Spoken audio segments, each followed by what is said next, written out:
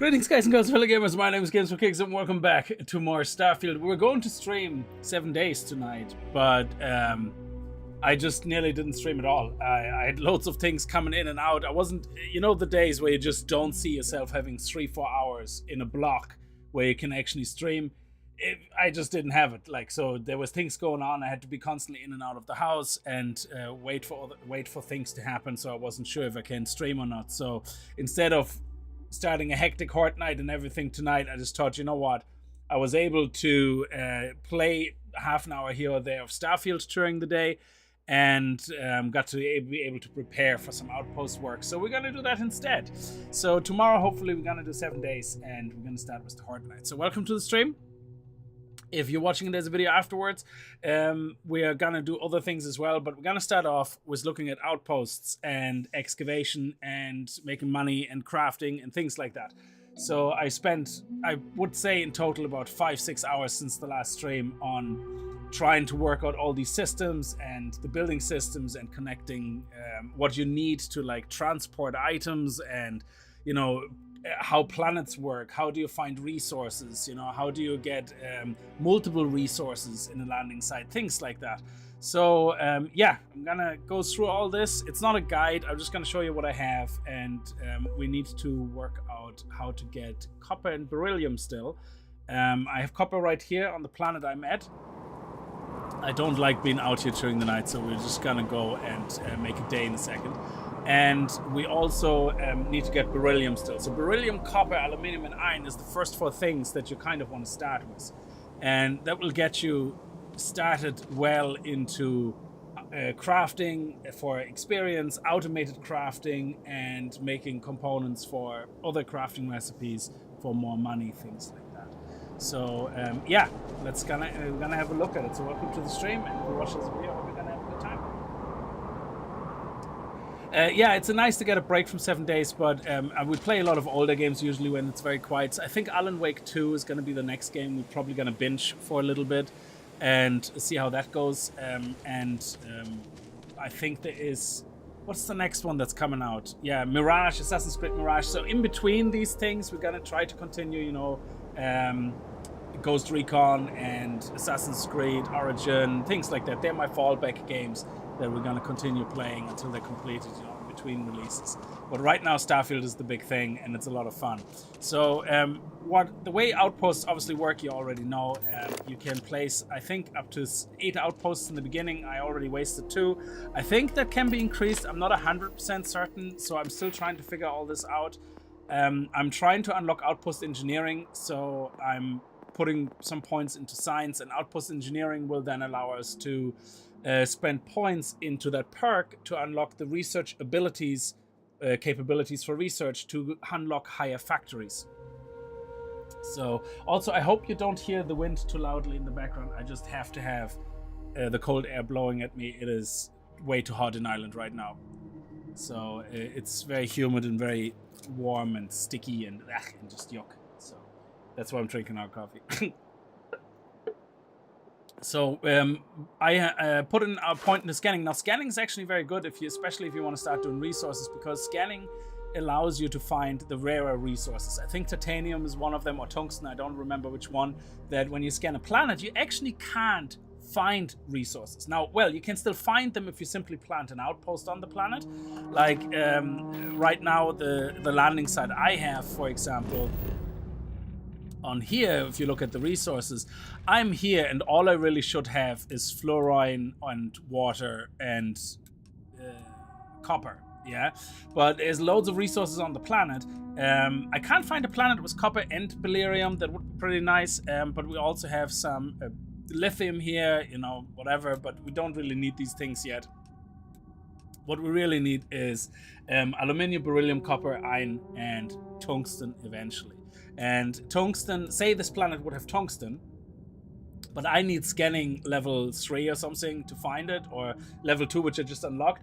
You will get an option then to rescan or update the data. So when you scan a planet and before level 2 scanning, and then you unlock level 2 scanning, you go back to a planet, it says, oh, update data. And once you do that, you see all of a sudden all these other things pop in. Now you can still excavate them beforehand, I believe. You just get lucky, you click on an area, and if the resource is there, you can see it in your field of, in your outpost kind of area of effect. So if you plant an outpost, you can see here we have lithium, chlorosilice, whatever, copper and fluorine and water, even though I'm nowhere near a lithium deposit. So we seem to have hit a sweet spot here as well. So I'm gonna plunk that down for now just to see where everything is. And we have access to all these excavators, extractors, that will show us then and highlight the area. So let's see actually how much fluorine we have access to. Oh, actually, it's really nice. It's a nice little circle. We would be able to put 2, 3 of those extractors there. I don't need chlorosilice, but having it is good because we have a whole base right now just for that. So, which we could destroy them, which is great. Copper. Let's see actually how much copper we have in the area. Oh, actually, that's right. We landed right on top of it with the ship. That is actually a brilliant area as well.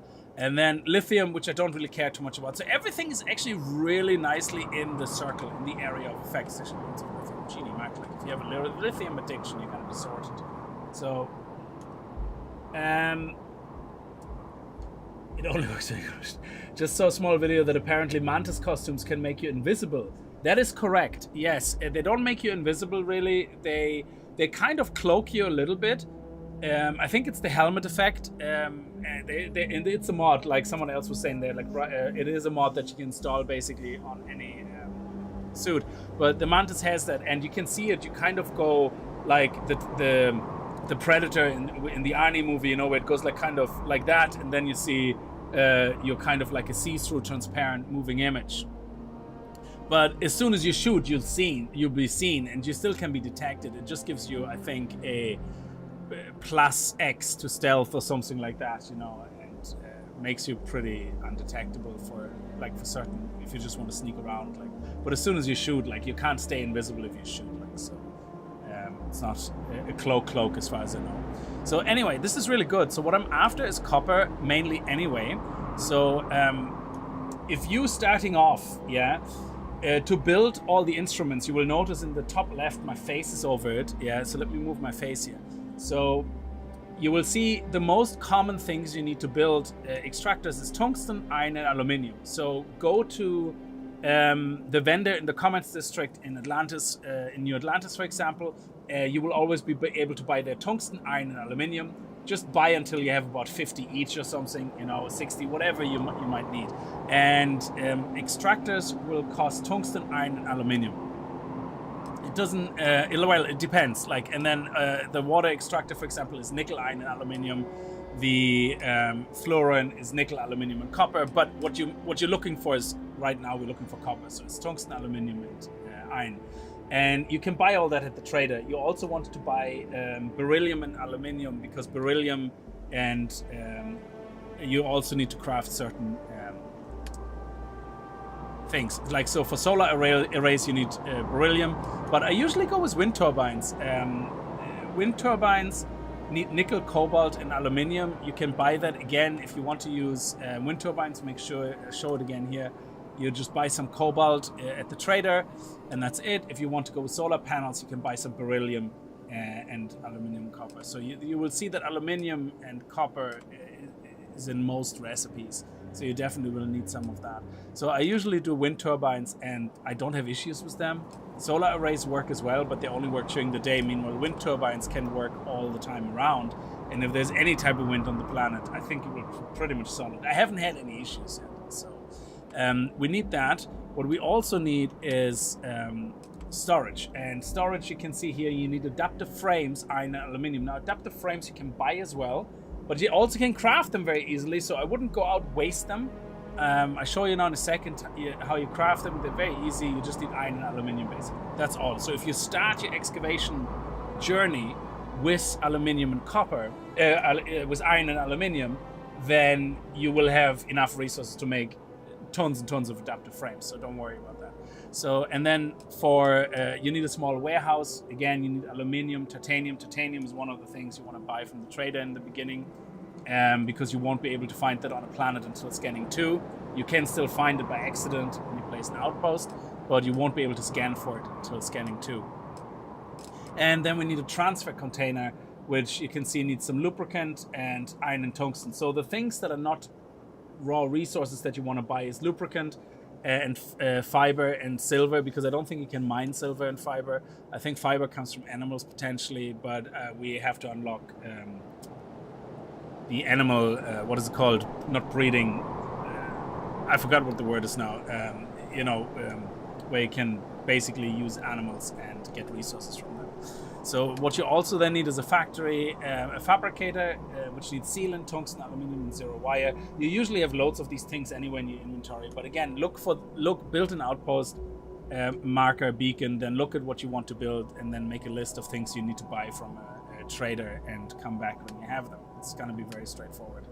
So right now, face back, pretty face, ding ding. So go back. And we're gonna start by putting a copper mine here, an excavator, and we're gonna let that collect copper while we're going back to our other outpost, where I'm gonna show you what I've done with the iron. Husbandry, yeah, that's the word I was looking for. I completely went blank. It just went out of my mind.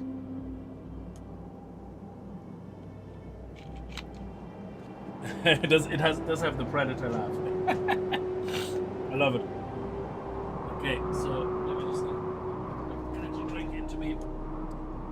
Somebody left a comment and called me a drunk. Yeah, just to be clear, I don't drink alcohol ever, really. Yeah, because not that I have an issue with it, I don't. I only have an issue without it. No, I don't actually drink. So what you see me drinking all the time is Monsters, coffee, and Coke. I think in the last several years, I maybe streamed twice where I had a beer. So I drink very rarely.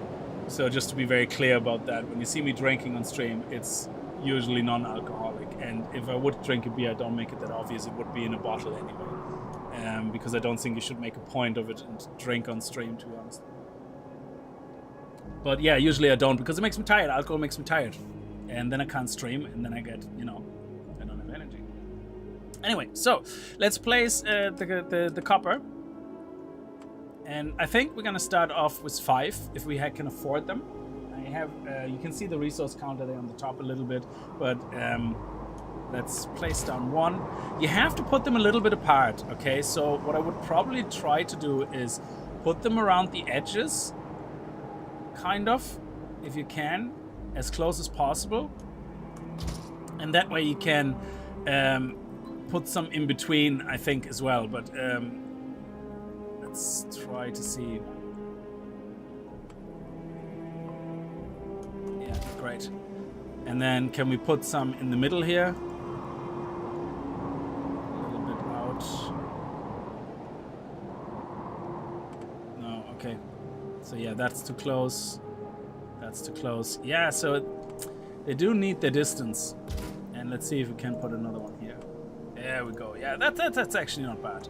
Okay, so we have we can put another 5 here, so we actually have a really good amount now. The next thing we want to do is storage for the extractors. So we are going to use solid, because that's what it is, solids. Now you have 2 different views here. If you press V, you can go into first person view, but that's just like, I don't know, just why don't you just hit yourself with a hammer on the testicle? That's about the same experience. So I find this a much better experience. So let's. Now the storage, you don't actually want the storage close to where your extractors are. What you want, because you like, here's the thing, it's a bit hard to explain. Each storage container allows for 75 units. You can connect storage containers together, but each of them still will have 75 units. So if you manually pick up the items, the content, you will have to click on every single individual one. That's just the way it is, yeah? Now, there is a way to put a transfer container on the map, and the transfer container, as it says on the top left, it basically allows you to transfer cargo to your ship, yeah? So you don't have to manually pick up things. However, the transfer container, the one I have unlocked right now, only holds 200 units. So which means once that's full, the storage fills up, and the storage is full, everything stops, yeah? And you basically only have a 200 unit overflow, and then you have to basically collect everything manually anyway. So there is multiple ways you can deal with that. One of them is to basically build a, what is it called here? Now, come on. Like a cargo link, yeah? And what the cargo link does now, the cargo link has limited space as well. Yeah, I need a comms really to actually build this one. Now, this is a local cargo link, which means you can transfer cargo from that platform to any other platform in the same system. So as far as I understand, I can go to any other planet in the same system and put an outpost, put cargo link, and they can talk to each other. Yeah, there's like an interface you can use to link them together, and it's very, very straightforward. And basically, you see the red and the green container on it. Yeah, one of them is output and one of them is input. Yeah, so which means when you connect your excavators, for example, or your storage, whatever you want to do it. Yeah, when you connect something to the output, a hauler will come and land on it and pick up the resources. If you then have an outpost anywhere else that you connected to that outpost, it automatically will fly the resources from the output into the input of the other cargo link. Now you can't, as far as I know, you can't tell it to only pick up certain items from the output. It's either all of it or none of it, yeah? But again, there could be other things unlocked, and the only difference between the cargo link and the inter-system cargo link, I believe, is that you can go cross systems. Yeah. So this one says build these in 2 different outposts and link them together. It allows transfers of goods between them. Items in the outgoing container will be transported to the incoming container in the outpost and vice versa. Allows links between systems.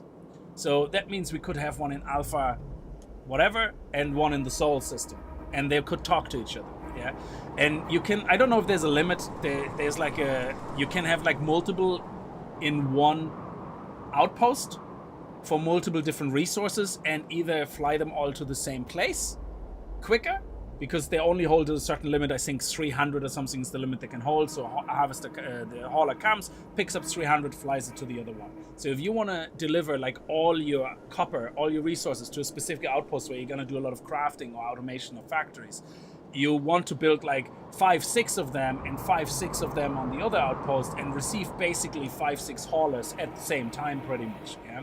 So there is ways around it, but I'm pretty sure, you know, that over time, you know, mods will make it easier and allow you to have like cargo links where you can select exactly what resources, you know, and blah blah blah, and infinite space and all that nonsense. But that's just something that you need for that. Now, the other thing that I'm going to do is I manually pick up right now, because that's all I care about, for copper right now. And then we're going to link it later to the base where we want to do some crafting. So let's build a storage facility. There we go. And each of them can hold 75. Now, when we unlock Outpost Engineering, we can, I believe, research bigger storage facilities. And then you basically don't need to build as many. But right now I'm going to build 10 for 750 units. So we're going to... They connect sideways. So if we look at the container, if we turn it like that, it will be up and down, we can connect. And I want to do it here near the beacon, because that's where we will appear when we go to this outpost. And I want to immediately pick up all my stuff. So I'm going to go here. Make it so, and then place one. Come on, yeah, there we go. Cannot intersect. Oh, it keeps doing that every now and then, which is a pain in the ass. Hang on a second. I don't know why it does that. It's really painful, because you can see I don't get that message here. It's completely random. I think it's something to do with the terrain. That's why you want flat terrain as much as possible, and you know, so that nothing can kind of interfere with your placement, or you want to start on the highest point and then build downwards. So, you know, it's just, I don't know, sometimes it's just really painful the way it works. So Let me see if I can connect. There we go. 2, 3, 4, 5, 6, 7, 8, 9. It's a bit like that invisible block in 7 days, you know, sometimes it gets really annoying and you kind of go, okay, I've replaced everything. But the good thing is, once you connected everything, and if you want to expand it and you see you can't, you can actually move things around by just simply holding E and move it wherever you want. Yeah, so, and the connections, the wired up connections stay in place, which is great. You don't need to have people to transfer, no, not at all. The only for the cargo link, for the cargo link, you don't need people. Yeah, what you need people for is for this, the transfer container. So if you want, I think for the transfer container, why did we need a crew? We needed a crew on a planet. No, we didn't. We didn't need a crew. Sorry, we didn't need a crew. You need to place a crew. You need a crew desk or whatever it's called. Like, and then you can place a crew. But you don't need a crew to transfer items. You just need a transfer container that allows your ship to basically go into its inventory. And you know the way when you press Q, it goes through your inventory and through different. It will then automatically let you select the planet's inventory that you're on. Like, so you can you don't have to get out of your ship. You can land and just go to your comm thing by your pilot's seat and, you know, transfer everything. So you don't need that then. So right now, storage. So we need power. So I'm gonna, how much power do we need? 25. So let's build some,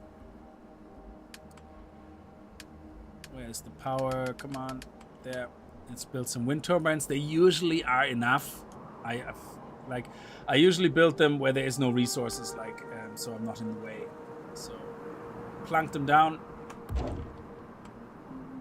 and down. And so yeah, usually 4 or something I put in, and that's definitely more than enough. Do we need 3? Is 3 enough? Yeah, 30 is enough, I think. We're gonna place more later when we have more. Now they need cobalt, so you want to make sure you have cobalt bought from the vendor. Again, a commercial district, land in commercial district, New Atlantis.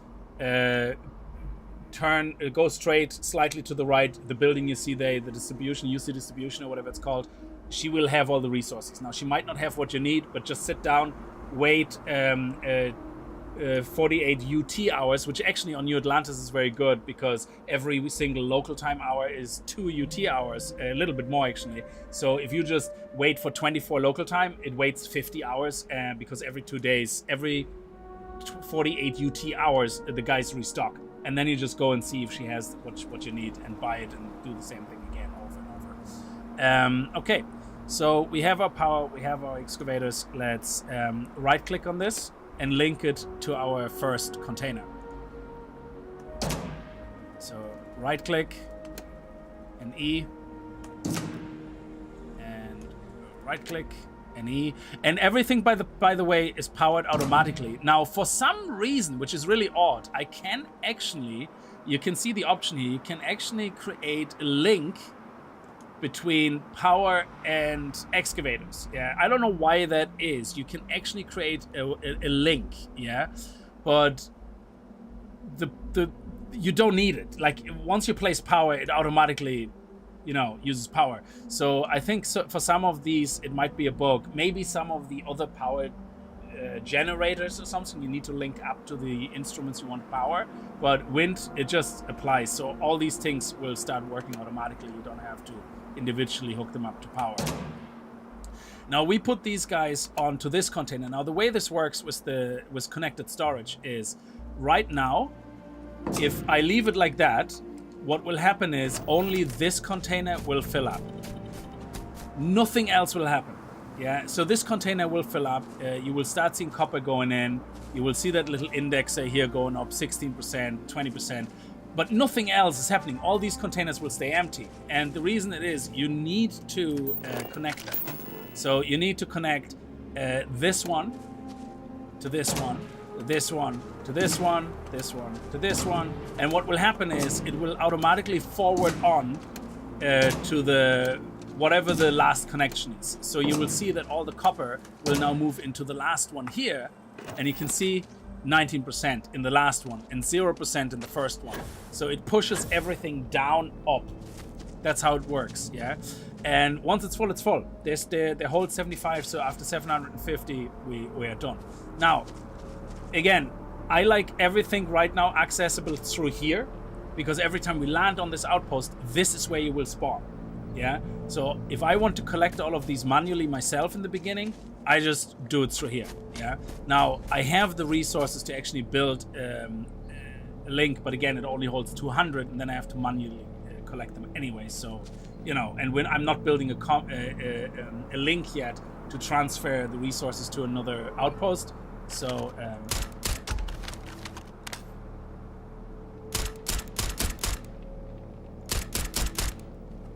no, they only give very little XP. I'm on a planet that was level 55, so it's a bit odd that these guys are not high enough level to give me good XP.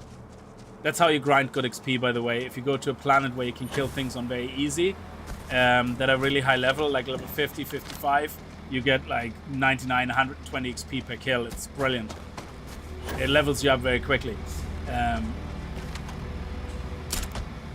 they're one-shots, like they're not very good.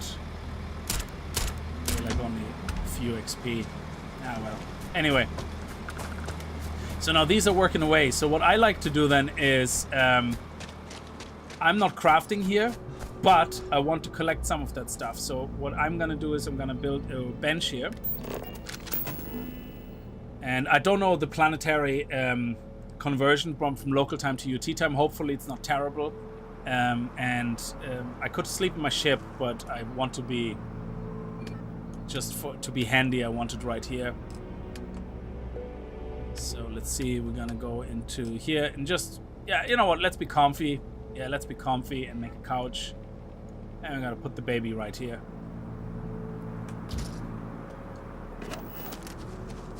So we're gonna sit our ass down. And wait. So, oh wow, this is a terrible conversion rate. Look at that. 24 hours is only 14 hours UT. That's terrible. Yeah, because everything works off the UT tick. Yeah, so if you have a planet, the best thing to do is basically if you have loads of resources and storage built up somewhere, and you know it will take like say 200 UT hours to completely fill up, go find a planet where the conversion rate is like 1 hour. I think there's one planet, I forgot what it's called, I saw it in a video, where 24 hours is like 3,000 UT hours, yeah? And if you do that, it's just like, that's it. So universal time is kind of, is everything, universal time, yeah? So if you get a planet where your local time to universal time is like very, very a high ratio on the universal time side, you basically just sit down for 24 hours, go back to any of your outposts, and everything is just filled to the brim. So now this was only 14 hours UT time, so I probably don't think that a lot of stuff has happened.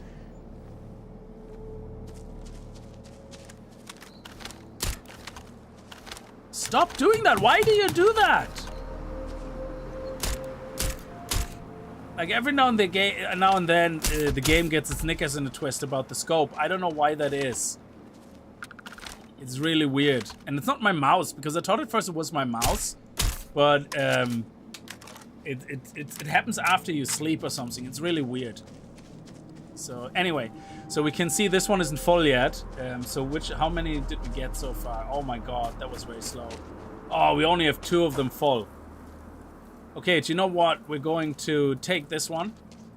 Let's take the last one here. Yeah, just take 125 at least. Oh, look at that. Why is it empty?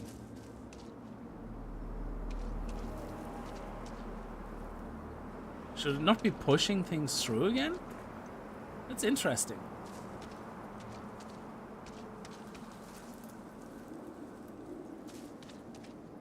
Oh yeah, and now it goes back in there.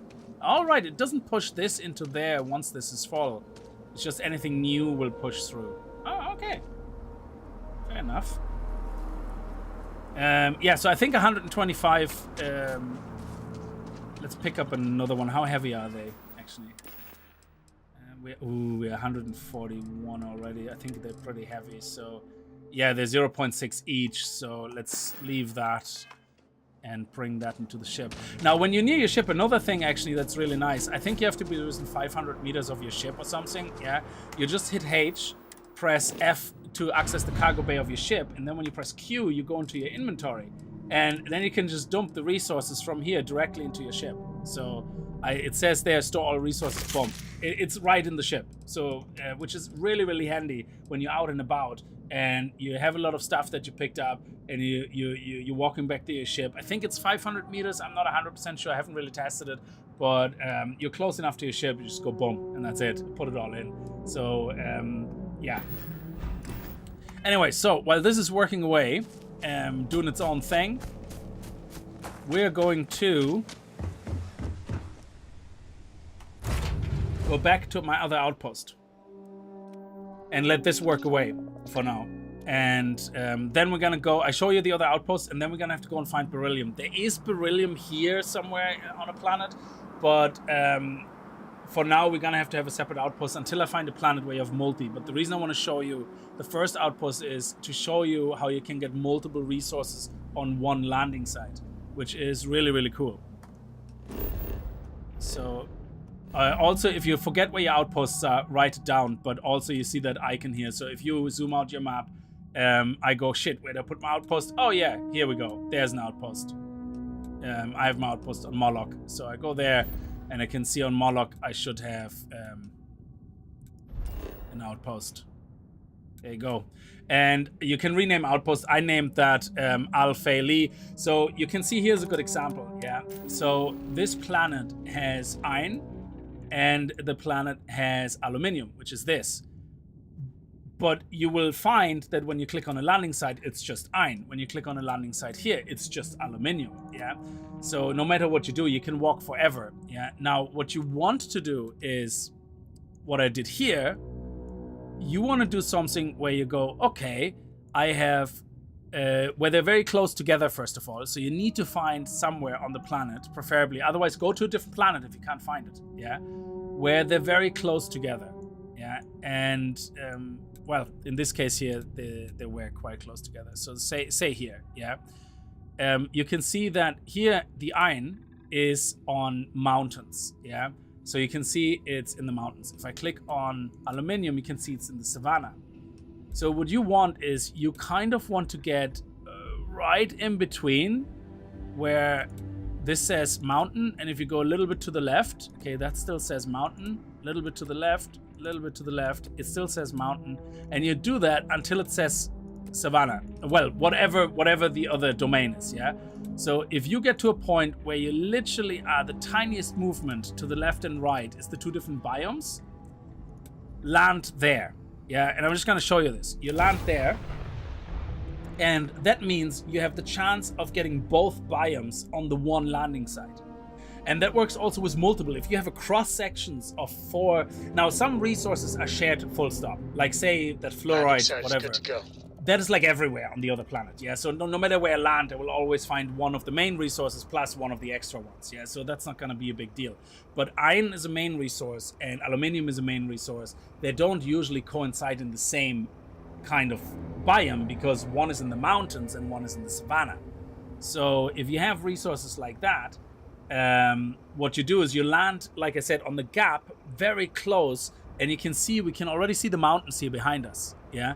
So right now we are in the savannah part because that's where we landed, but we landed literally one tiny click beside the mountains. So if we put something here, we will see it's just aluminium. There is no copper. I can move this around wherever I want. There's no copper, yeah?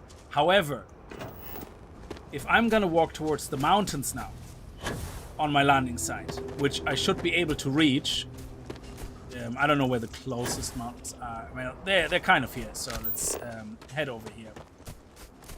And you can see it's aluminium, and the closer you get to the mountains, the closer you get to iron. So let me just head over here. Actually, let me just pop one of my high-speed runners. Oh no, crap, thick balls. I pressed the wrong thing, F9. I think there was an autosave when we landed, so it's okay. I'll go back to that. Sorry, 9 is my hotkey for my amp, but I clicked F9, which is reload of the quick save. So I don't know where that is. That it could be anywhere.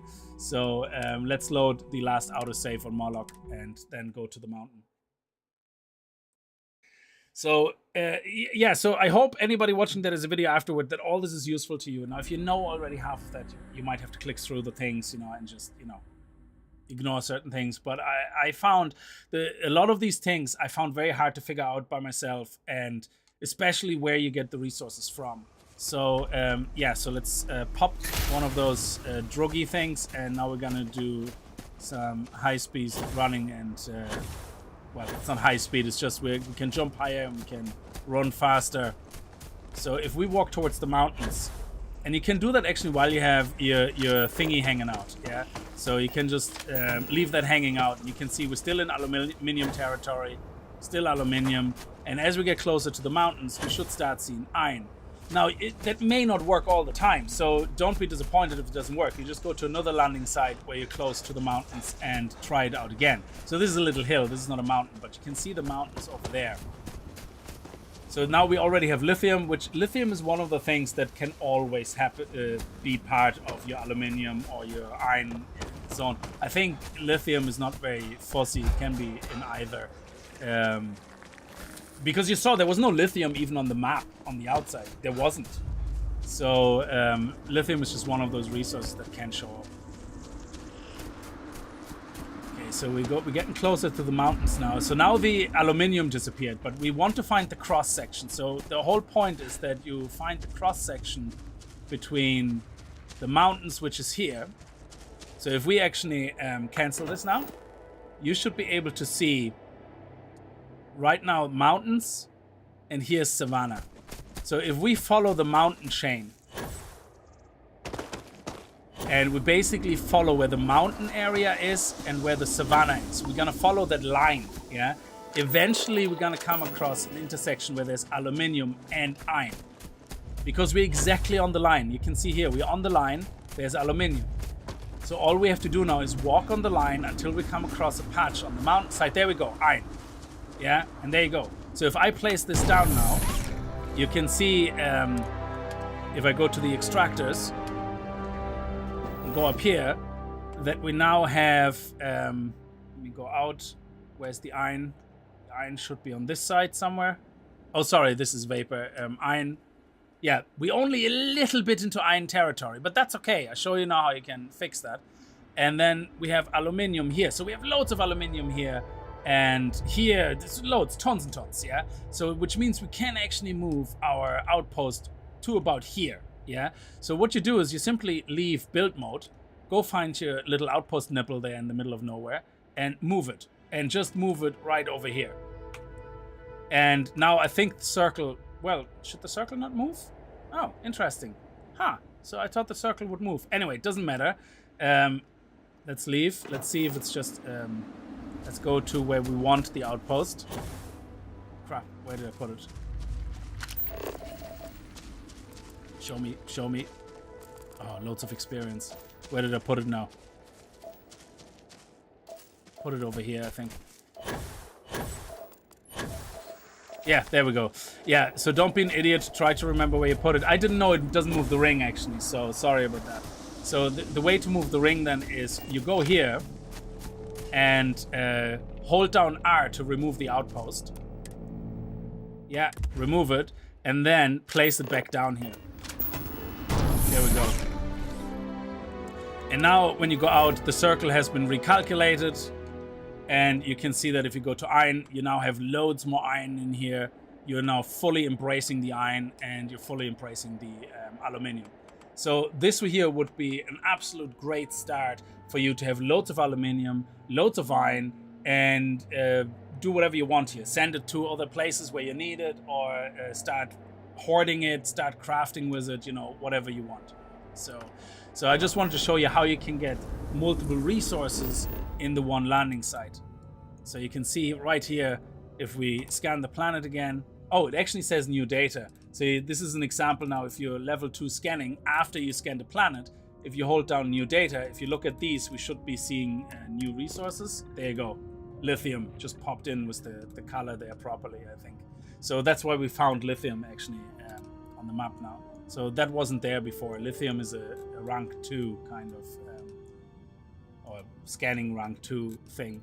Now, so you can see here, we're on the fault line, and because we went exactly where savanna switches to mountains, one click, one pixel beside each other, we had the chance of getting both biomes in the same map, and you get the chance then of having iron as well as aluminium. And that's what that is about, basically. So I hope that helped anybody who's looking for minimizing the amount of outposts you have to place down to get all the resources. And I think the number of outposts you can place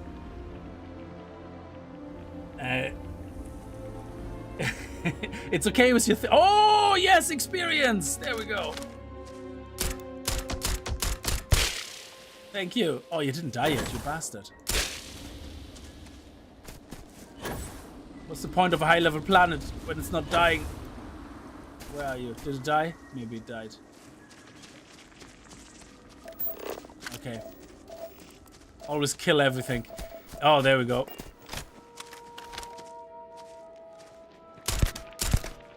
Now these things are vicious. You definitely want to make sure you can kill them very easily because they're doing this type of stuff.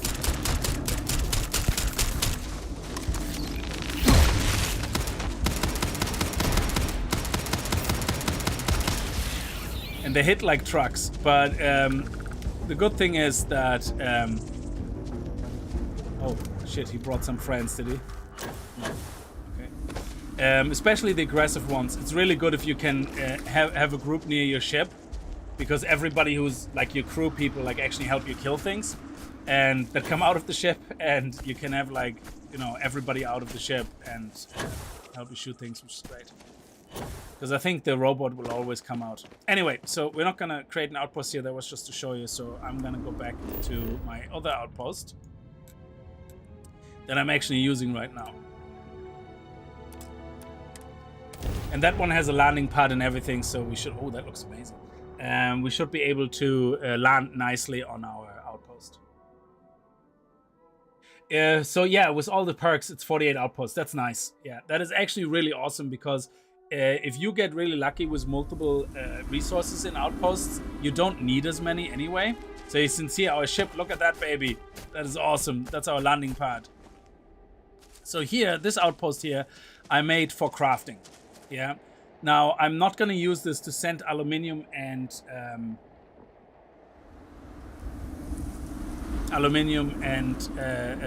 iron to anywhere else. I will eventually, but this here I'm using for crafting. So what I do is I pick all the stuff up in here.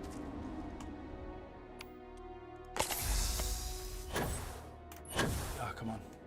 I know I can jump up there. We'll just take a second. Hang on. There we go. And then we're gonna pick everything up here in these containers, and then we're gonna go over there and pick everything up in those containers. If you just want to see what that base looks like, it's similar to the one I just showed you. I have loads of aluminium here, and I have loads of iron here, and I connected 5 on each side to 10 containers, and here's my little crafting station inside with a little bed inside, so I can fast forward time if I want to, and then I put everything on the ship and fly it up to the nearest starbase or whatever to sell everything. So anyway, and again, as you see, when you spawn in, that's where you spawn, so it makes sense to have everything close by, so you don't need to run around like a blue ass fly to get everything.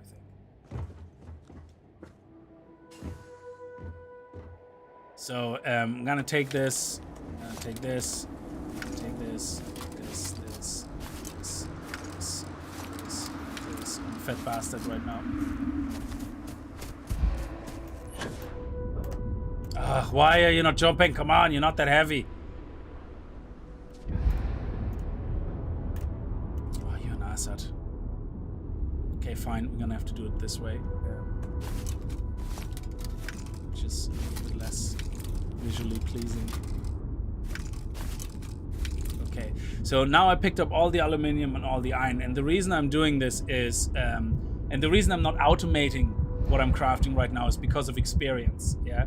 So if you look at my experience here, I'm level 25.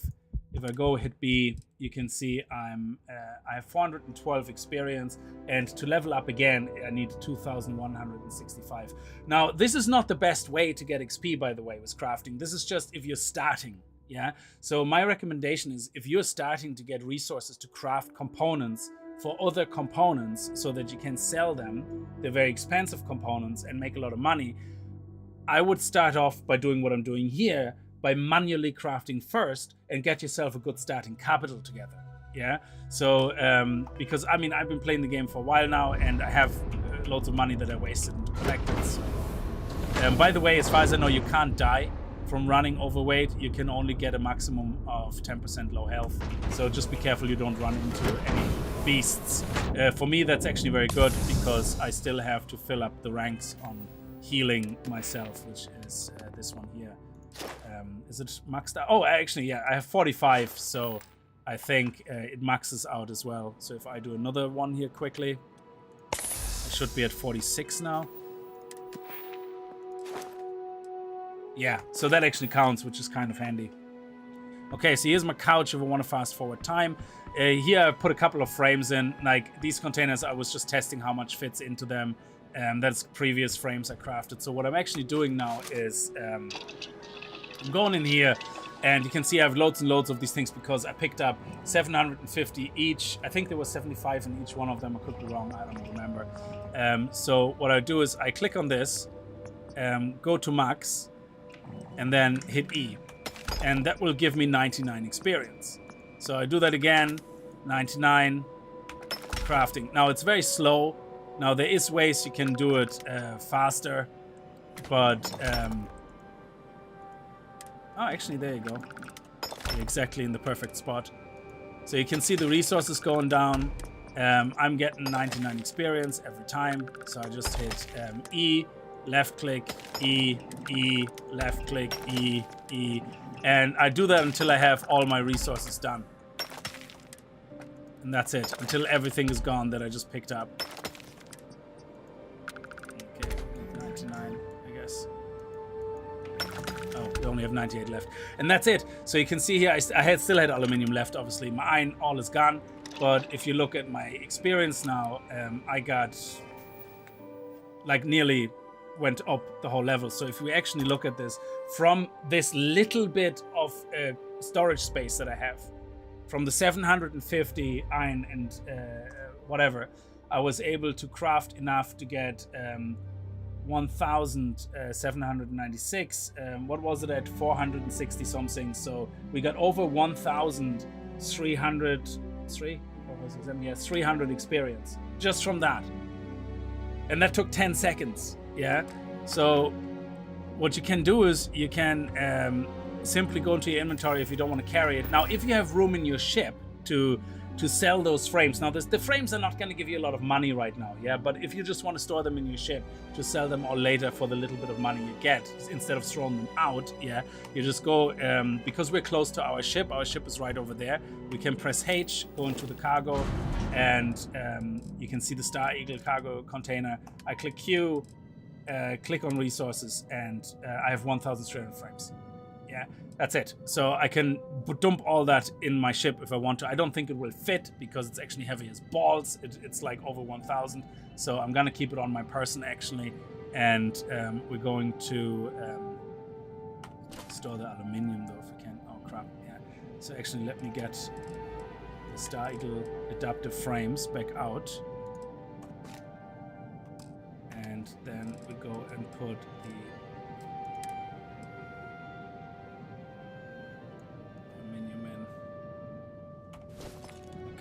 So I'm just going to keep them here in my inventory. I can always run around. Like I said, you don't die. You just go low health. So now what I can do is I go here, sit down. I think this one planet is 24 hours. I click wait. And actually it's 23 hours UT. And now I can just wait. I think I have to wait twice for all the containers to be full. It doesn't really matter. You don't have to do it. I'm just showing it to you now. I'm not going to do the whole thing. But again, the honeypot planet is where you have as many resources that you need for crafting that item that you're interested in, plus a really great ratio of local time to UT time. That is your honeypot, kind of. Like if you have something where you can basically sit down for 24 hours and 200 hours pass in UT, that is what you want. That would be perfect. And that's how you get you a very good amount of experience. And now for money, there's other things that you can craft with the adaptive frames. And that gets a little bit more complex because you need other resources. But we need our beryllium. And so if I go into here, actually, I think they can access. Yeah, look at this. I don't even have to pick up, actually. Yeah, geez, I completely forgot about that. I don't even have to pick up the aluminium and the iron. It actually accesses the iron automatically from all the storage that's nearby. So I don't even have to do that. That is actually brilliant. So I don't even have to do what I just did, run around like an idiot, like picking up all the iron. So I can just do that from here.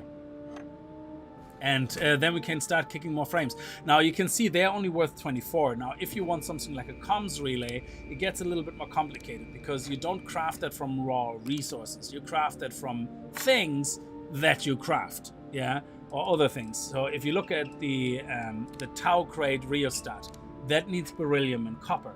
So once we craft that, we could either start selling that, or we could start using that to craft comms relays, yeah, in combination with isocentric magnets. So isocentric magnets are nickel and cobalt. So that's why it would be great to have a planet where you can find nickel and cobalt on a fault line. It would be great to have a planet where you can get, for the Tau grade rheostat, it would be great to find a beryllium and copper. There is planets where you have beryllium and copper. However, there is no fault line between beryllium and copper. Beryllium is always, so far from what I found, surrounded by aluminium or another resource like water or whatever. There is always going to be beryllium, and then you have a huge gap where there's another resource, and then you have copper. So I haven't found a planet yet where you could get copper and beryllium in the one spot, yeah. However, there is spots with beryllium and nickel and beryllium and aluminium, you know. So again, you know, it's up to you how you want to do that. But if you want to craft the things that are the most expensive, you know, go for crafting and crafting. But I think you make more money selling the lower crafting items. Well, at least this year. I think this one is worth more, and that's what we're doing now. I'm trying to get copper and beryllium on a planet where I can set up then this crafting system, so I can just craft these and then sell them in the Wolf Den or something. Because these sell for 82, and if your comets is a high enough level, you get much more out of it as well. So let's actually see our comets. Do we have a point to spare? No. So I'm obviously want to get the Outpost engineering up so that I can upgrade my factories. But what would be good right now when you start with that process, rank up your comets. So we completed that. So the next point I will put into here. So I'm gonna craft a few more items. Hopefully I will level up. So I'm gonna sit here again for not 24 hours because it was already at 580, so it's nearly full. So I would say 12 hours. And then we're going to craft another batch. And I should be then the next level and be able to put the point in the comets. Then we're going to go and sell all the frames. And then we're going to go and go to the other planet to get the beryllium and send that over to our copper place. Or send the copper to the beryllium place. I'm not sure, whichever is handier. But that's where we're going to get into how you create the links between two outposts. Now, I think there's beryllium in the same system that I have the copper, so I don't need to worry about doing a system-wide, it's a cross-system link. I just need a normal link, and that's fine. So if I go into here now and see if I can pop up that next level. Yeah, Venus is actually really good. Yeah, that's right, Venus. I forgot that name. Thank you so much. Venus is that awesome planet. So once you have like something where you have like, say, 3,000 storage containers or some ridiculous thing, go to Venus, exactly. Where like 24 hours is like 2,400. That's actually perfect, yeah. I forgot about that. I heard that. I read that on the forums earlier, and I forgot what the name of the planet was.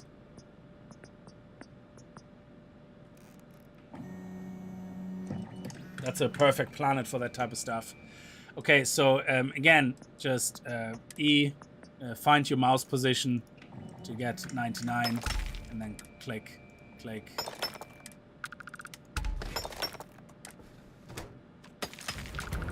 There we go, we leveled up.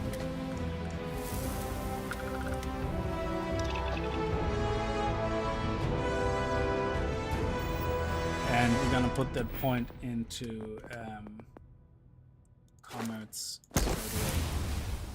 So now we can sell for 15% more, which is great, and then 20%. So I'm gonna put the next 2 points probably in here as well, so I can start making more and more money as I uncover more and more resources in different outposts that I'm gonna craft more expensive things with. So let's see actually, do the experience points increase massively between levels? So this one was 2,165, this one is 2,255.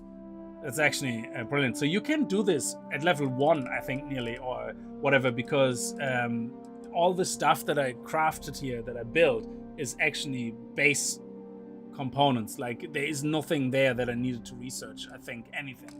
Like the wind turbines, yeah, that's it. Maybe you need something for the flight part, but again, it would be something you might just have to research in your research center, but I didn't have to spend a perk point on anything.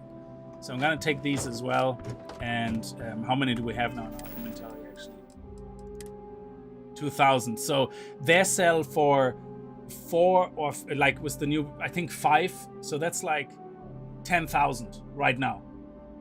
That should be 10,000 when we sell them. So the best thing is to go to the Wolf Den where he has 11,000 credits.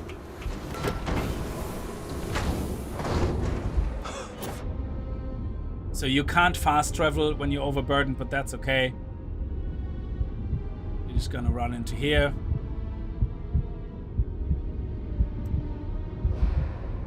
Go up to our ship.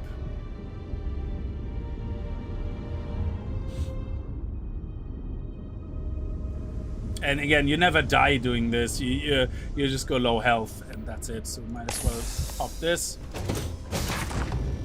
And then I pop another one, and that should actually complete the challenge for our other perk as well, which is nice for our medic perk. Well, not yet. It will complete very soon. Okay. Oh yeah, I need to go up a level.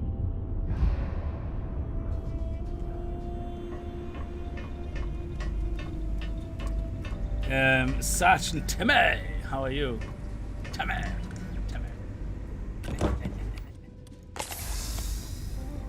Hey, good to see you. Something you need?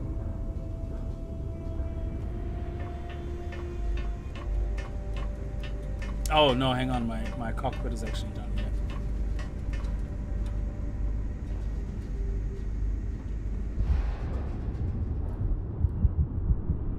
Oh, pardon me. Is that your stomach? There we go. Medicine's now 50 healed, so now we can put another point into medicine when we have it. Why do I actually have so much weight in here? I'm gonna have to check out why I have so much weight in here, and there's a couple of things I'm gonna have to sell actually for my cargo as well, just to make more room. Pilot seat. No, we are in our. Oh yeah, we have to take off manually, I think.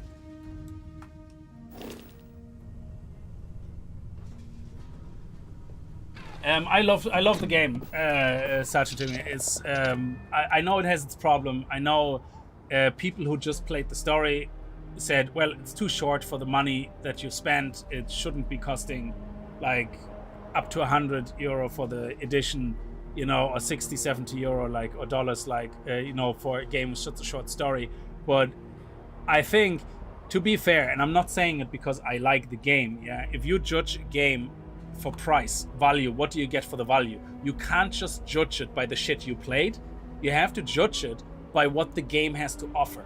So if I go and play a game that has, like, say, like EVE Online, or like something that has like 1 billion features, yeah, and it has very complicated intrinsic things that took like ages to develop, and they're very complicated.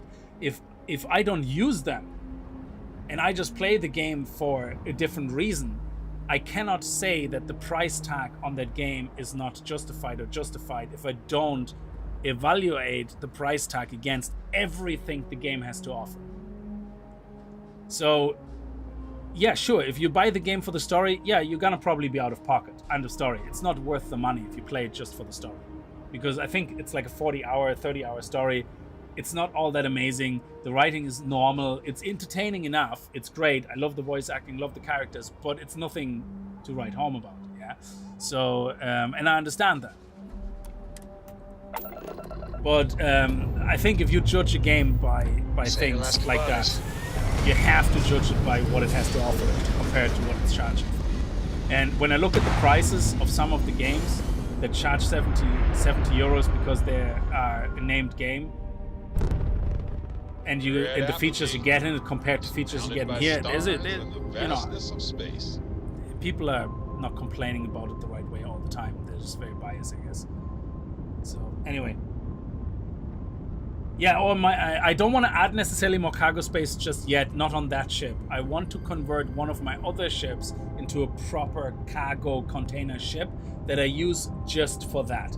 So when I go from outpost to outpost, I fly with my. When you change ship, you don't actually lose cargo, which is great. So if you have a cargo ship with like 13,000 cargo, and you then switch quickly over to your fighter, so you can, take on space pirates while you travel to the other outposts, yeah, and then switch back to your ship on the landing pad. You don't lose your cargo. You can't add anything to the cargo, but it's still going to be 13,000. It's just going to be overweight, I think. Yeah, so I don't think you lose anything, which is really good. Yeah, there is one actually that you can buy that has 6k cargo. Oh, that's very good. So usually what I do is, I don't know, there is another set of traders I found. Let me see. Oh, was it Homestead? No, not Homestead. I forgot the system the guy was talking about. There's another system near Alpha Centauri where there is like a bunch of traders in a city that all combined together have like, I think 20,000 credits or something, and then you just sit down and wait the 48 hours and then you can sell to all of them again. But for now I'm gonna go to Wolf, which is basically the den, and that guy has 11,000 on him. Why did it, hang on a second, what's wrong? Wolf? Oh, can I not go directly to the den? Hang on a second.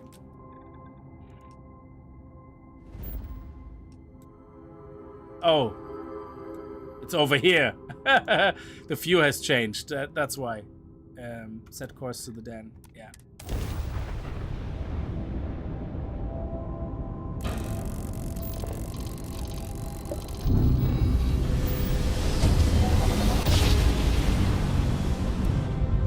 Ha! We're here, hot off the stellar slide.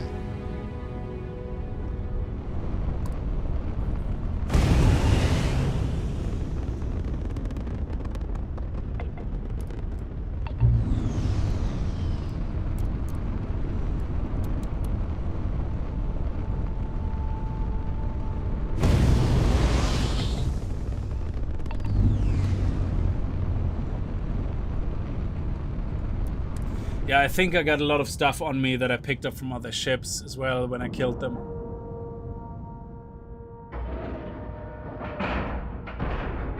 Ship is now docked. Perfect. Didn't even smudge the paint.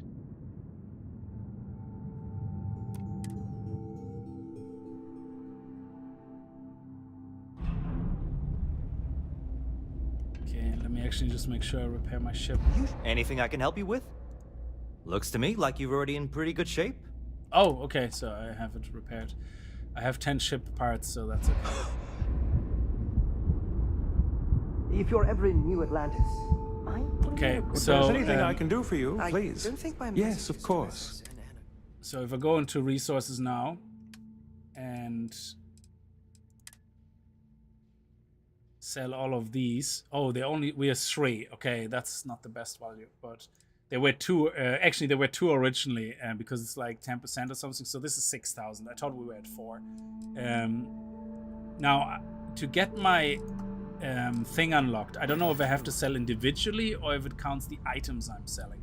So let me just quickly check. So under comets, my next challenge is to sell 75 unique items. Oh, okay. So does it mean actually unique items Good or to see individual part You selling? won't find a better offer on the station. So because let me see, if I sell if I sell 1 and then sell another 1, I know unique items, I know, but I still want to test it because the terminology sometimes is ass. Okay, it's 1. Yeah, that's no problem. We have so much crap in our inventory on the ship. We can sell 75. Was there something you needed? Yes, of course. Is it Hope City? Yeah. Oh, the ship. Yeah.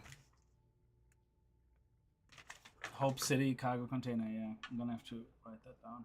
Hope City. It makes sense because that's where Hope Tech was, isn't it? Yeah. Cargo ship.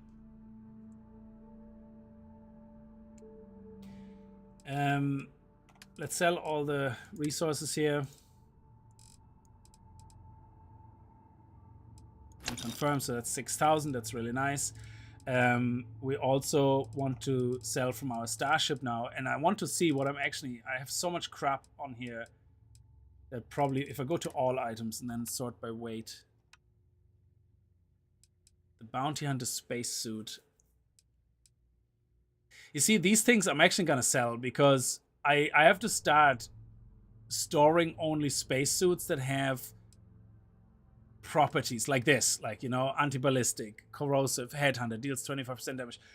These make sense, yeah, but I don't think I need much. Well, this one is actually really good, to be honest. It has a huge amount of, but I'm not going to change that because the one I'm wearing right now has disarm nearby attackers, thermal resistance, minus 15 damage from human enemies.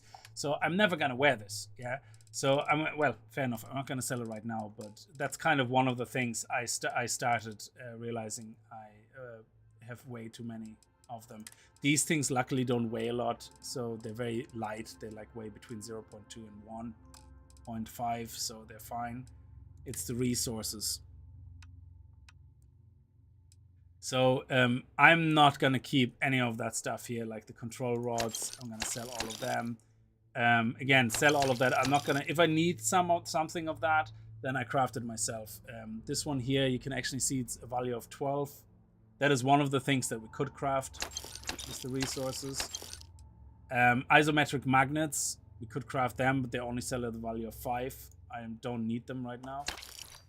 0 wire, I don't have that many, so it's fine. Yeah, so what is all the weight? I have probably hundreds of something. Let me see. Tungsten. Oh, that's quite heavy. So 100 is actually 70 mass. That's only 70 mass, though.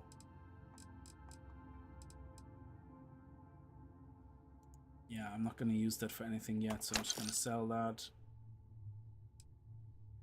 Let me go by value, actually. So, yeah, going to sell all that. Yeah, that's what I pick up from animals. Yeah, I can sell all that as well. Coffee bags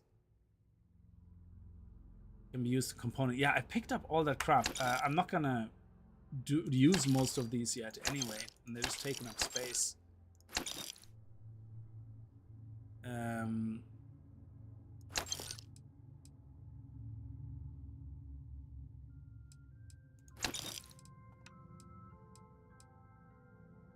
Yeah, this is what we're gonna craft ourselves soon, so we don't need them. Let me just clear this out, and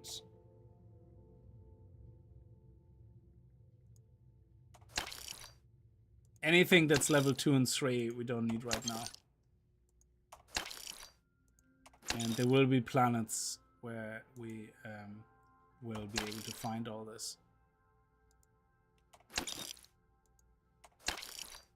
Platinum, iridium, don't need it. Lead, I'm gonna keep because that's one of the base ones that I'm gonna start that I need for crafting. Tungsten, I'm gonna sell about 50, I would say. Uranium, don't need it right now. Don't need it right now. Don't need it, don't need it. I have a whole factory that generates chlorosilin, whatever it's called. Cobalt, I'm gonna keep. Copper, iron, nickel, silver, adhesives, aluminium, or aluminum. Amino acids, don't need it right now. That's from the animals. Sell all of that, don't care.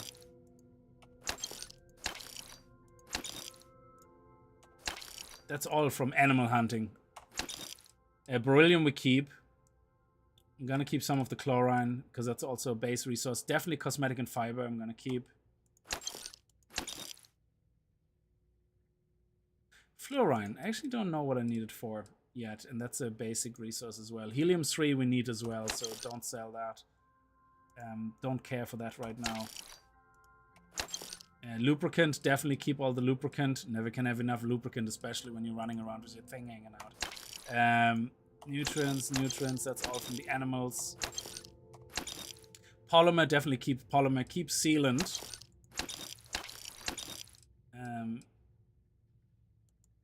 Sedative, sedatified, keep solvent. Don't need stimulant. Titanium, keep titanium. Toxins, I'm not sure what we need them for yet, but I know they can be easily gotten from plants. Water, amino acid carapace. So there we go. We're already at 57. 58. 59. 60. 61. 62. 63. 64. 65. 66. 67. Unless they don't count as individual. 68. Oh, they mustn't count as individuals. They must all count as toxins. There we go. And now we have 75. So I'm gonna leave the rest here alone, and we can sell more of that for the next perk level that we need. So we should have removed some of the mass now at this stage. Now I'm gonna go back to him. Always check his weapons. Yeah. Sometimes this guy has really strong weapons. Because it's all based on your level, like, yeah, so refined is not what you want. What you're looking for is, like, at this stage, I think we get calibrated peacemakers, and they're bloody strong. Now, this one is actually a very strong one as well. It's a particle gun that has physical damage and energy damage, and it's a shotgun. I kind of want to try it out. It's a particle beam shotgun, so I'm actually going to buy that because I'm curious. And it uses what ammo did it use?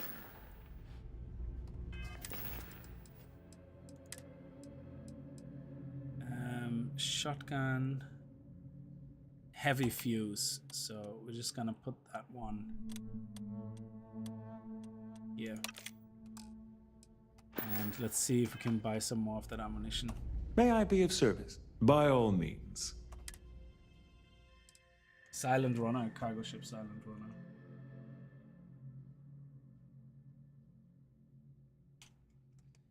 Okay, so ammunition, actually frag grenades, I'm always gonna buy all of them. Love those. We have loads of field paste and frost wolf. I just care about the junk thing. He doesn't have that. Trauma packs. And doesn't have any med packs. Okay. Oh, actually, he has the next higher ones. Oh, this one is amazing, actually. Look at this. It treats everything, which is great. And then you have, where is it gone? Heal paste. No, where is it? Emergency kit. That is the next tier up. So you have medical kits, trauma kits, and emergency kits. And now we're at the level where emergency kits drop. So you definitely want to start buying them as well. Okay, and ammunition. What was that? Heavy particle fuse? Is that what it was? Heavy particle fuse? I think so.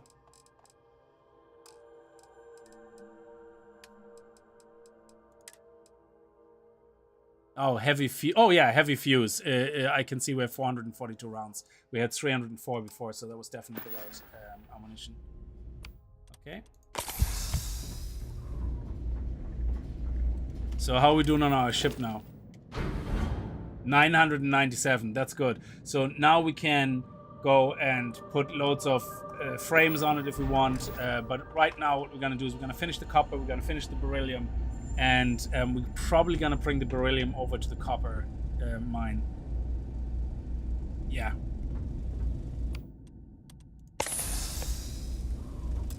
Oh, actually, I can sleep and heal up now. I don't need to waste my medkits now because I have the perk already unlocked.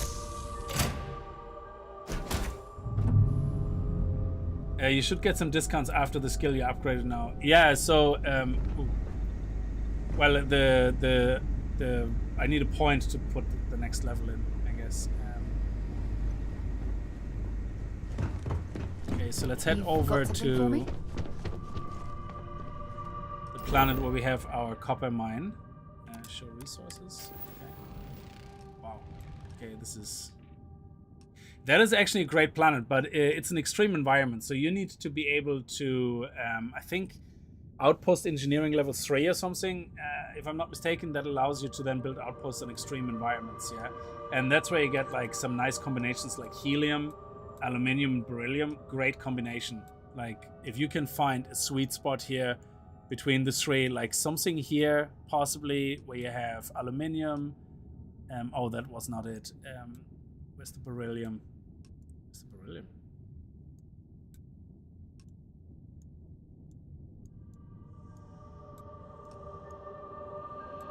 Aluminium.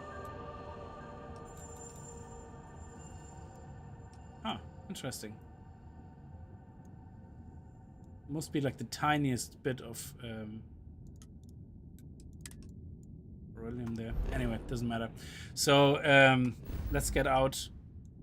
Go back to our outpost here. Now we can't fly directly there, so we're gonna have to do a jump.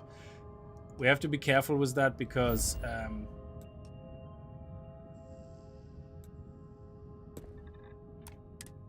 could be pirates. Also, the Crimson Fleet, I have a bounty of 15,000 with them. I killed a lot of them. I don't think they're happy. Be good. Shit.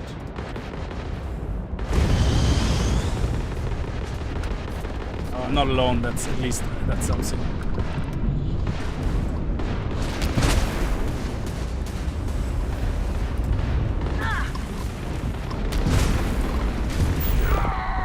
Engines, shoot the plasma. The EM, shoot the EM. Get the engines offline. One more. Excellent. Now, weapons are offline. Excellent. Can we? No, we can't dock. Okay. Oh, credits. Nice. And some cobalt. To unknown contact. Please acknowledge. I'm gonna acknowledge in a second. I want to. Spacers are crazy. Okay, fine. But at least they go down easy. I have a lot of my crew over here that want to send a heartfelt thanks. Any Money. way we can Give me money. repay you. Yes, credits. Money. Credits would be appreciated. You bet. Here's some credits. We got to resume our patrol. Nice. Stay safe. There you go. An easy 2,100, and then possibly some good stuff here from. Yeah, there we go. Some titanium. Very nice. And credits. More credits. Which is great. It's always good when there's other people fighting the bad guys as well, so you don't get ganged up on. And you get all the leftovers. Oh, vanadium, we can sell that. We don't need that right now. And then...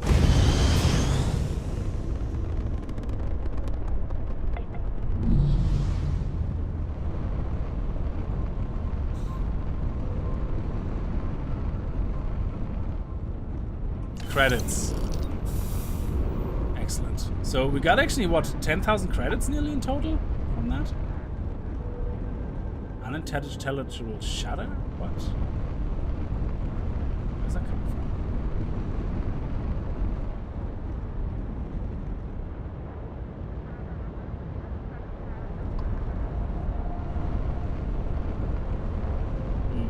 doesn't matter. Let's head over to our planet. Might as well scan this one. Gets my scanning leveled up. There's nothing there. Oh, there's some copper there. Okay, let's go over to our base. And so this is where we have our copper harvest. And I think over here is beryllium. Yes, so over here is beryllium.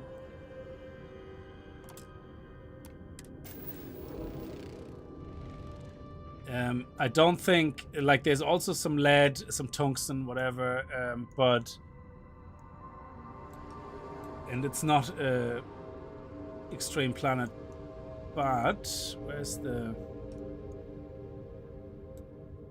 there's tungsten actually on it, which is great. And then here we have lead, so tungsten and lead is together. Where's beryllium? Beryllium is green.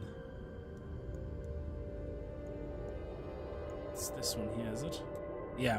So you can see beryllium is always surrounded by aluminium, from what I can see. I couldn't find any beryllium anywhere yet, beside another resource. So it's just the way it is. And I don't need any more aluminium, but I'm still gonna go on an edge. So you have, yeah. Let's travel over there first.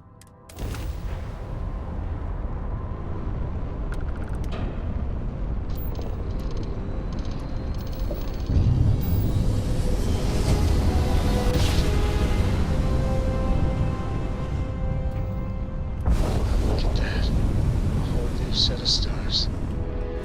So let's scan that. New data. Boom. We now have lithium and what is the other thing? And shika shaka.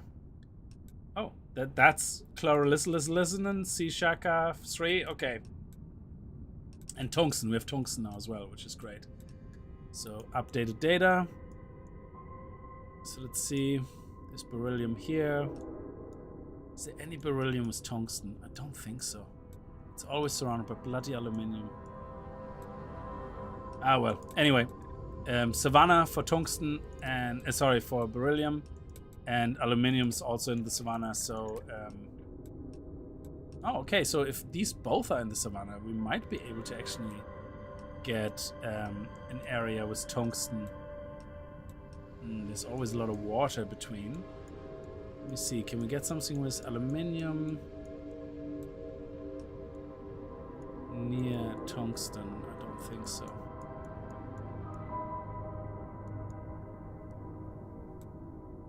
I mean,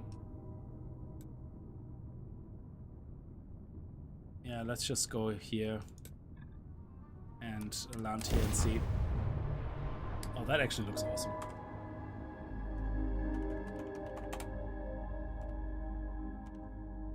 I always like to save those things for possible future thumbnails. Ready for touchdown.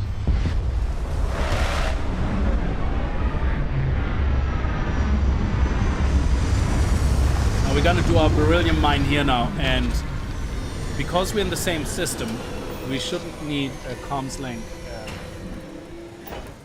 Oh, we even have a structure nearby. That's great. This is a high level area, by the way. So we should be able to get a lot of experience from killing anybody in here, and loads of nice drops. Oh, what is that? Let's do a quick save here. What is a blistering filter? Oh, hello. Oh, yeah. Always reload first.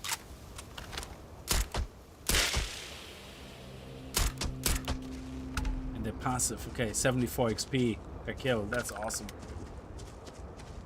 These guys give us possible nutritions, amino acids. Okay.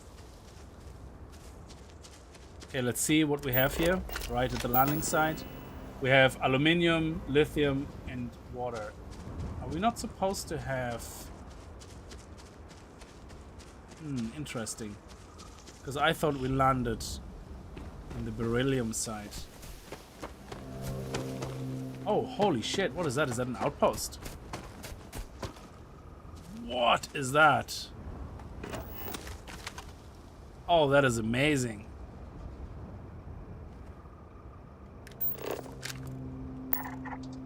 We definitely should go in there on hardest difficulty and load in, and then change it to easiest difficulty to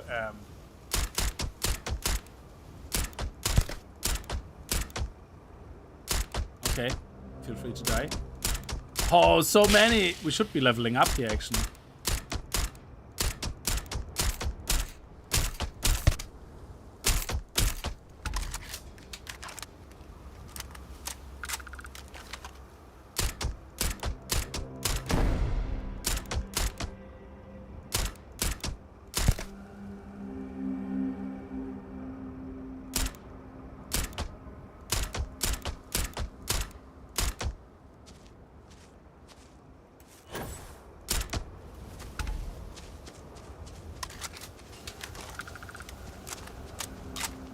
This is a great spot for landing and killing everything when you reload it.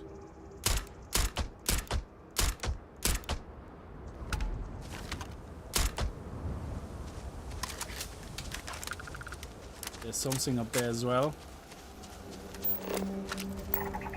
Wow, this is a great area for farming.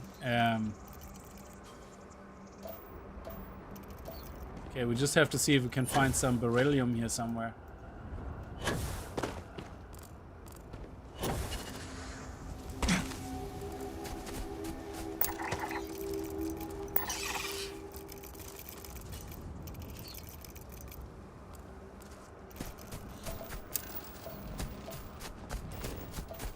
Beryllium, beryllium.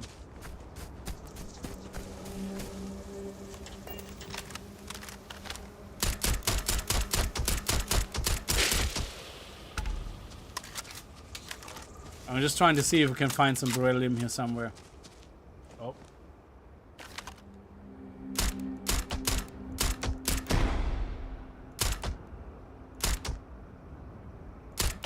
Yeah, dead.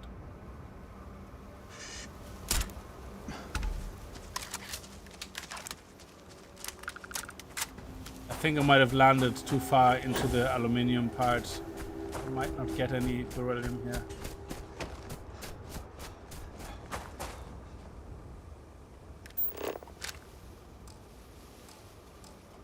Why can I not put an outpost here? Oh, we're too close to a facility.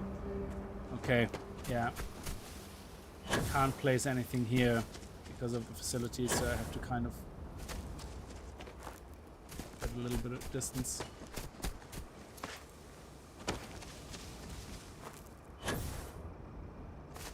Yeah, we have to get a little bit of distance to that facility. Might as well check it out, actually. No, let's not get sidetracked. This landing spot, I'm gonna actually have to keep this one to come back. Because this is all stuff we can kill one time at least. The enemies don't respawn. Loot respawns though, apparently. After 7 days or something.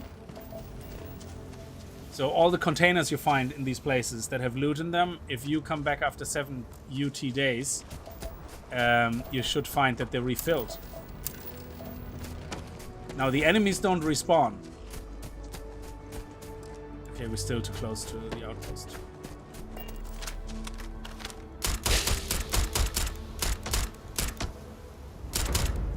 Oh, look at that little nimble kraken. How far before we level up? Oh, we actually, yeah, we're not too far away. We're halfway there.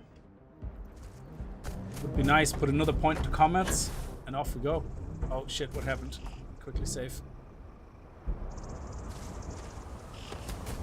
It's a little bit framey. I don't know why. There's something spawning in potentially. Maybe a horde of crabs.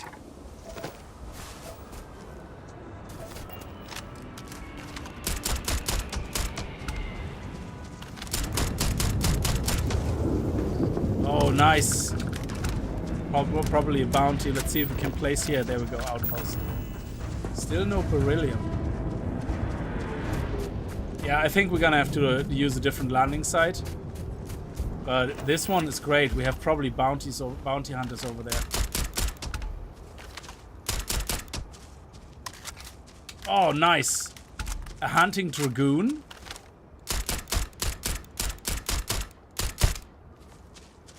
Kill it all. Get the experience. Yeah, we're gonna go to a different landing site now. I just want to check out if that were actually pirates, bounty hunters or not.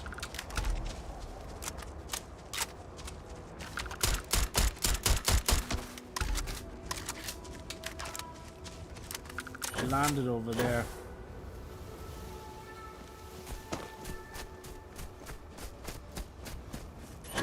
Oh, what is this? Is this beryllium? No. Oh, we got lithium now. Aluminium. Yeah, I think we landed too far away from the beryllium fields. Oh, Jesus, look at all that free experience.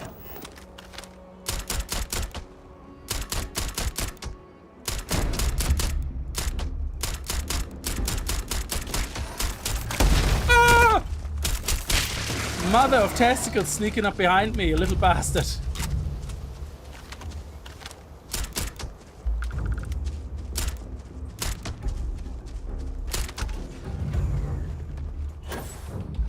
Give me bloody fright.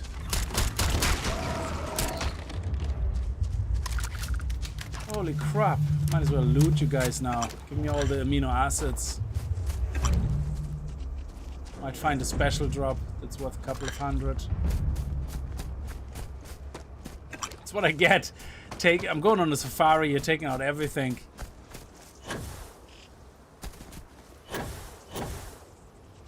Oh, this looks like a biome change. Hang on a second. You see the color difference?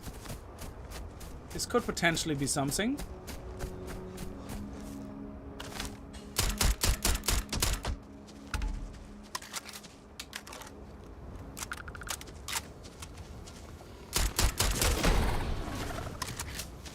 Do you have nutrient tissue? Okay.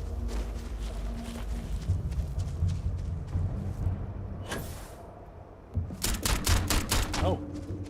Somebody else killed them. Interesting. He's a big boy.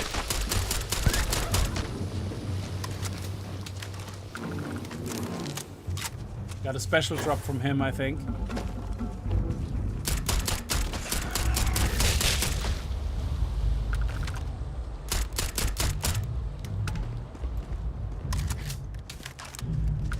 Yeah, I don't think there was anything that dropped. Okay, so let's go to a different landing site. Yeah, I went too far over. Yeah, I thought I was within the area here. So beryllium is in the savannah and aluminium is in the savannah. Yeah, we might as well just stay in the fully in the beryllium one. Okay, so I might actually, depends how flat the area is, I might actually get the copper to be transferred over to here. We'll see. And then we're gonna make multiple of those links. Okay. Let's see what we have here. Why is it aluminium? We're in the middle of the beryllium area though. That is very strange. We did land in the beryllium area. Like, let me not be stupid about this now. Yeah, beryllium is the green. We're literally right smack in the middle of beryllium. So, very strange.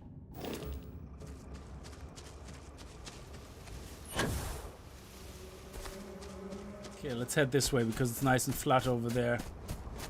Let's have our thing out. There's aluminium right here.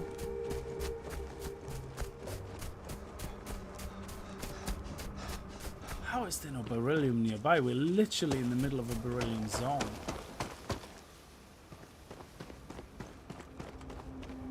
Aluminium. That makes no sense.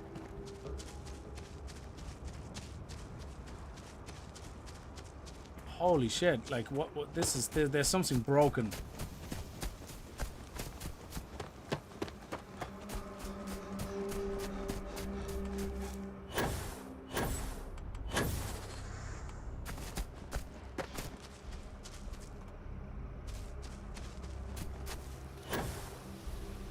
Oh, there we go, beryllium. Whew, okay. Over this direction. Just have to find something flat to build on.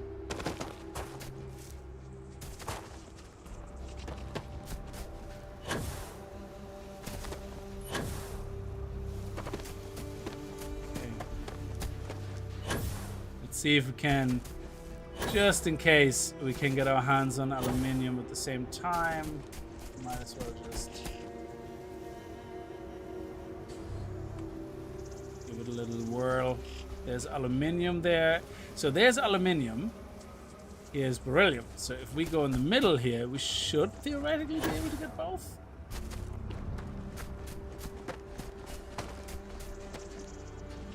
So beryllium, aluminium. Too far apart, I think. Oh, it doesn't matter. Let's go back.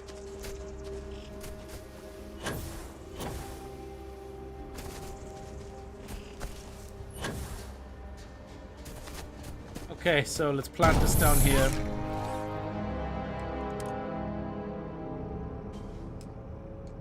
Beryllium extractor. Oh, we need we need aluminum now. Ah, bollocks.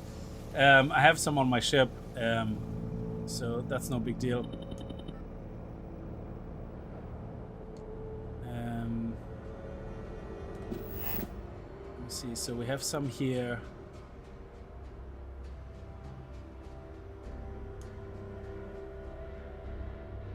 Okay, so in this case, we actually want to go... yeah, I hate that. We have that bug where it's kind of cutting off the resource.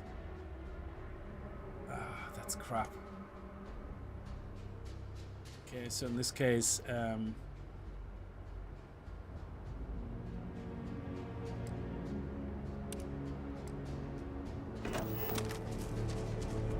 yeah, let's find a better spot.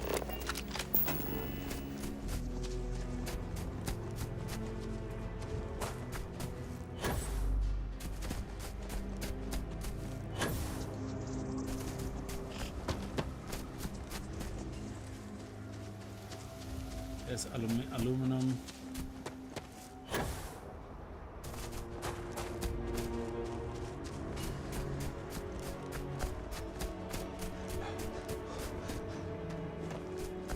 Yeah, that was a terrible spot.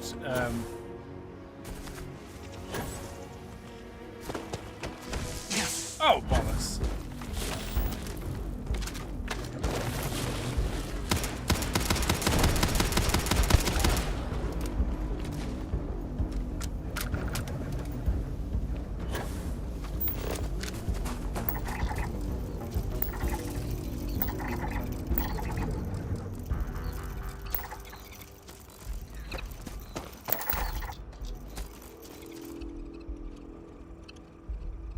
Oh, is it crashing? Shit. Yeah, every now and then my game crashes. I don't know what it is. It does it only when I'm doing things like scanning and stuff. And sometimes when a ship explodes right in my face. So it must have something to do with the particle effects. But my memory is at 20%. CPU at the time of crash is very low as well. So I don't know why it's crashing. Could be just a GPU rendering thing. I mean, after all, I have a 1080 GTX, so... But yeah, I just reload, and that's it. It just freezes, dumps down, and then I just do a reload, and everything's fine. So beryllium is a lot harder to actually find a good site for. That's interesting. So we might actually send the beryllium over to our copper space facility.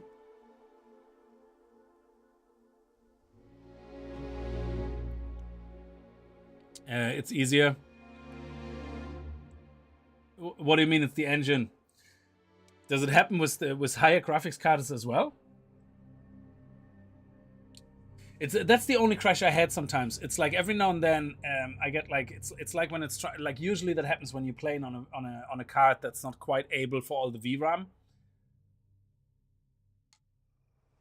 That's usually what I think the issue is. But so because I have a GTX 1080, I am not gonna rule out it's actually my card, you know. So, but that's okay.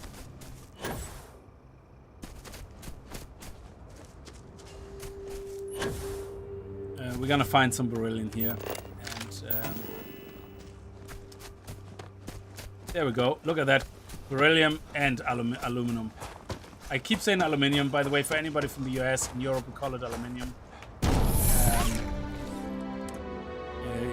In the States, it's I don't know if Australia says aluminum or aluminium, but I think the States is the only place that calls it aluminum.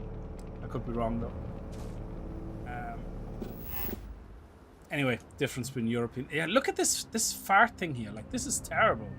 This stupid, like, it cuts off half your circle, and it doesn't do that because of your ship. It's really weird, and I hate that so much when it happens because you're losing a huge build area. So where's our resources here? We have the beryllium one, which probably is cut in half or something. Where's the beryllium? There. Yeah, so we should move over here. And then the aluminum is over here. Oh, it actually does let us build over here. So the circle works here, but it doesn't work. Okay, fair enough. Anyway, it doesn't matter. If it works, it works. Oh, yeah, now the circle is working. Okay, beryllium. Let's put it here. We need aluminum. Oh, we need actually some iron as well. Oh, crap. Okay. I should have some on my ship. Should be close enough to my ship still. Yeah.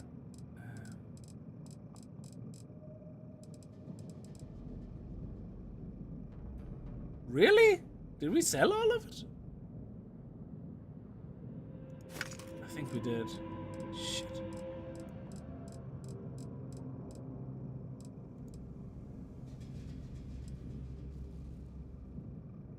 Ah, bollocks. Well, okay, we're gonna start off. We're gonna, if we have the resources, let me build a...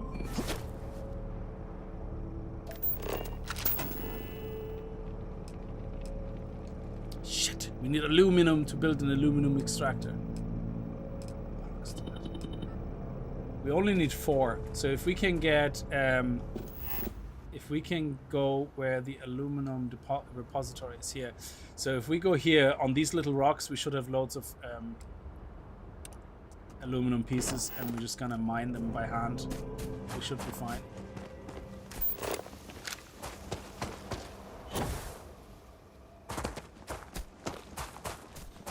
There should be some, yeah, there we go. 1, 2, 3. Excellent. Do we need any more? I think there's a few more here.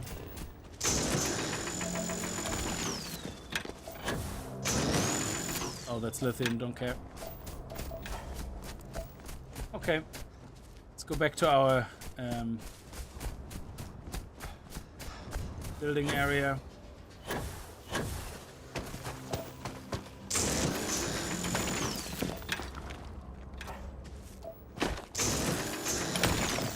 Okay.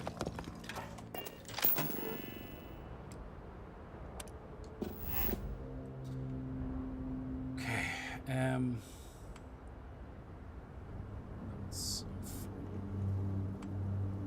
Oh, that's the, sorry, that's not aluminum, that's the beryllium is over here and the aluminum is over here. Yeah, it's okay. Why does this not work now? Oh, what a douche canoe, that stupid cutoff thing. But we don't really need aluminum, but I'm gonna place it right here. What's the power source? Wind turbine needs... Damn it. Aluminum. Okay, we're gonna have to find 2 more pieces of aluminum, and then we can power this, get aluminum from it, and then we're fine.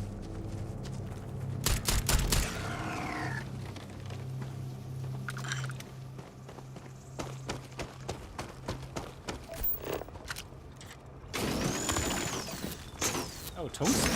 3 tungsten.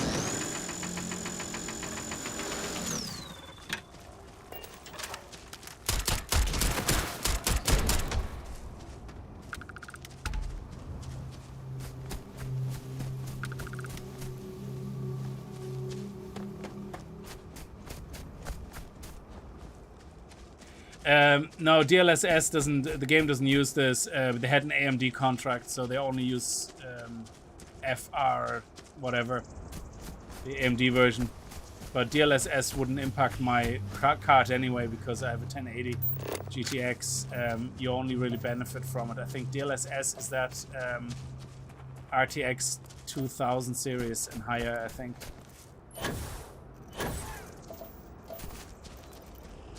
Oh, there we go. There's some more.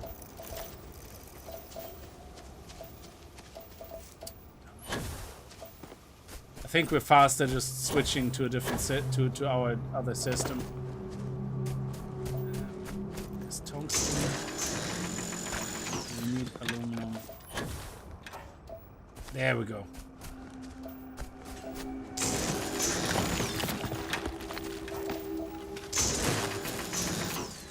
Damn you, Jesus. So finicky about environment.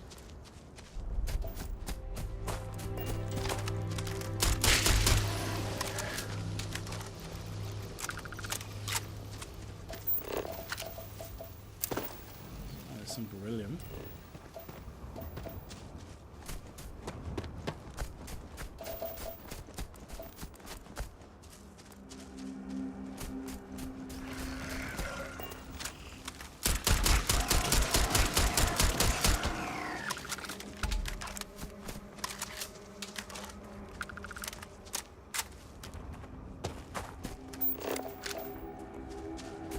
Okay.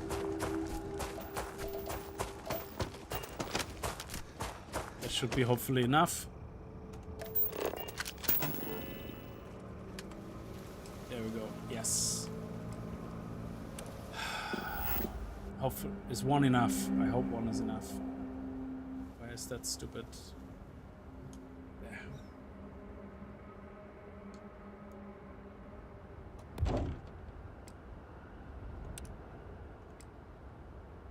So this will gather aluminum now, which we can use, and now we can do the actual beryllium. I think I need iron. Yeah, I need loads more iron, so I'm gonna need to get iron anyway. Screw this. Fucking hate this. Ah! I thought I had iron and aluminium on our ship, but I didn't, so now I have to go and actually get it from a different planet anyway. I have loads on the other outpost, but this is just such a pain in the ass now.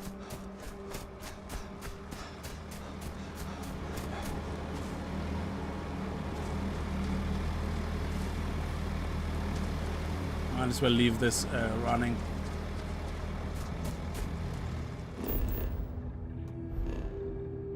So this is our copper outpost, and I don't think our graph drive is big enough to jump that in one go, is it? Oh, we can. Okay, that's not too bad. Where's the other outpost we have? Oh, Moloch. Actually, we can jump there in one go. That's great. Moloch.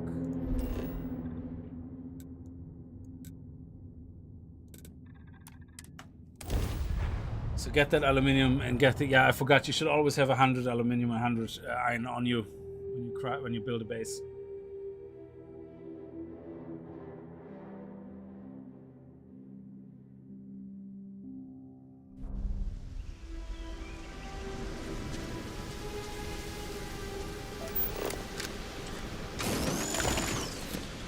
Okay, here we go.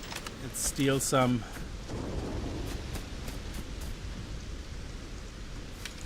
iron, still some aluminum.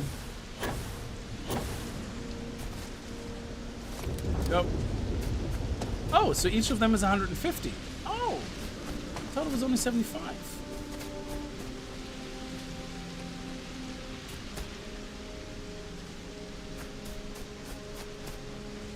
Oh.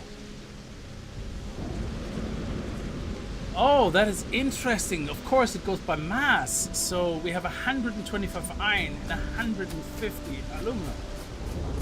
So we only actually need 8 crates here and 10 crates there for the same amount or something like that. That is interesting. I completely did not think about that. Okay, how are we doing on weight? Yeah, of course we're overweight. Let's go into our ship. Inventory, resources, and store all. There we go. Now fly back to the other place.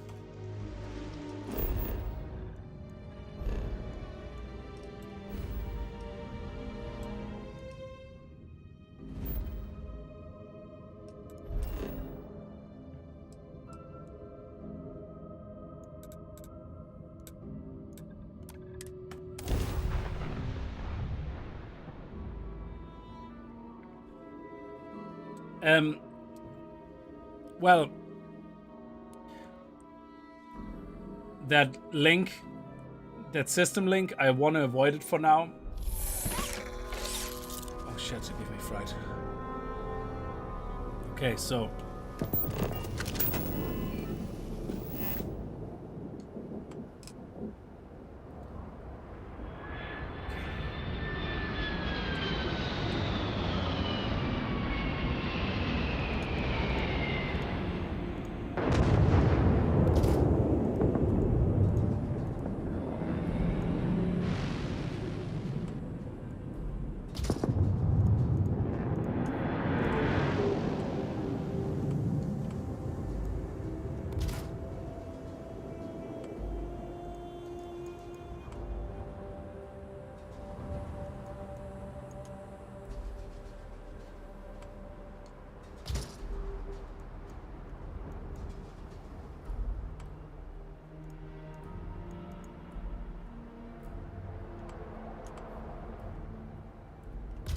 I think we could put another one here somewhere. No, I don't think so. Yeah, it doesn't matter. So exactly 5. That's good. So now wind turbines.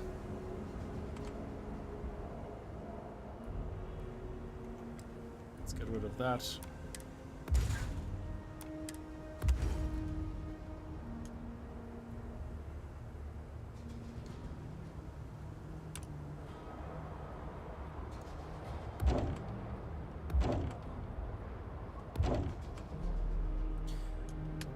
Okay, now we need storage, and we don't have any adaptive frames because I sold them all because I'm an idiot. Okay, so we need adaptive frames. What else do we need while I'm out? We have tungsten. Yeah, the comlink. So now we need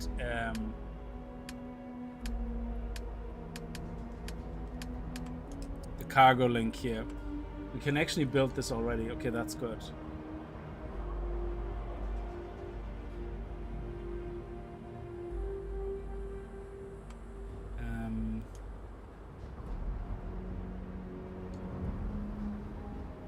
There is no existing object. Why are you being such a twat?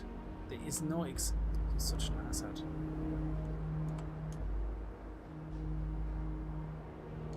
So if we do that, there is nothing there. Oh, there. Sorry, there's this there, but yeah. See, I don't understand it. Anyway. Oh crap.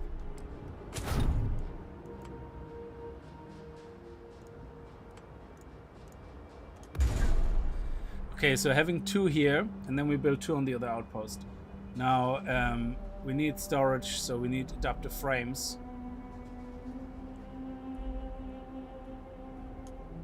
And how much power? They actually don't use power? That's interesting. So we can have 3 cargo links for now. We can have more later, I think. And what we do need is a landing pad as well. So we need loads. We need 18 adaptive frames for that, and we need. Let's just get 100 adaptive frames or something.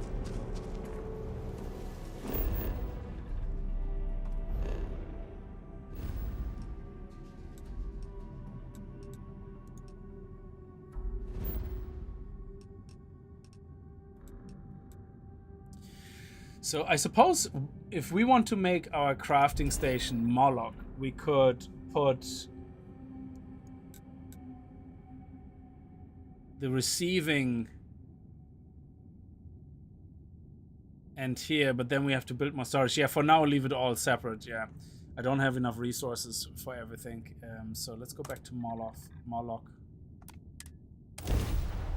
Craft some adaptive frames, and so we can craft with them. And then we're gonna bring the beryllium over to the copper. But what we're gonna end up doing eventually is we're gonna have a single crafting area where we're gonna bring everything across. And it probably even won't be here because we need to be in, to get the most efficient space. We need an outpost that has where we don't gather resources in, where we just basically use the whole space to craft containers, storage, transfer units, whatever we need to get everything pulled over. Okay, so let's craft some adaptive frames.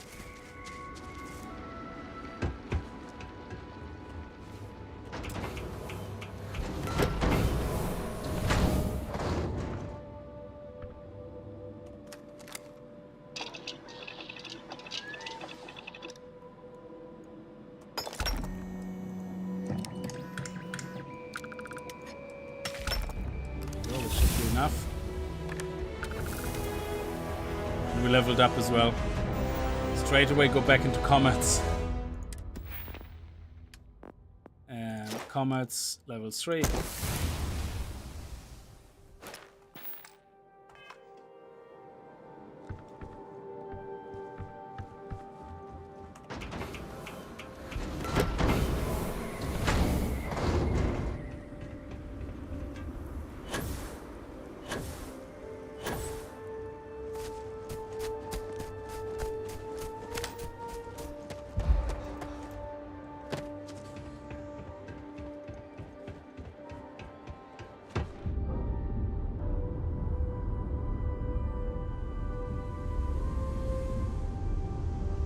Oh yeah, I could have transferred them actually into our ship. We have the room.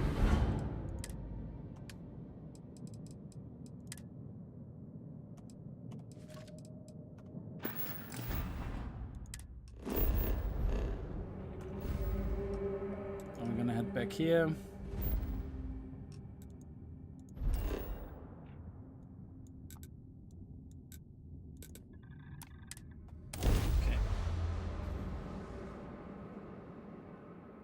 Infinite carry weight mod, yeah.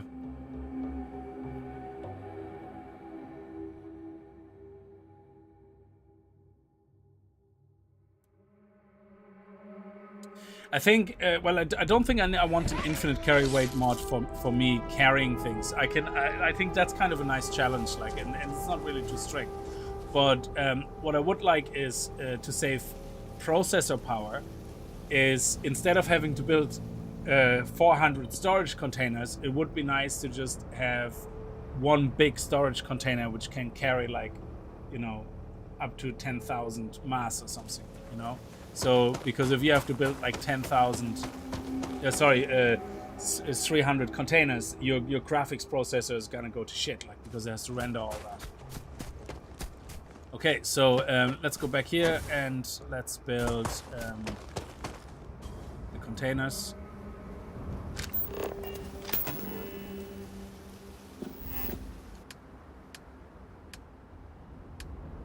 What the fuck?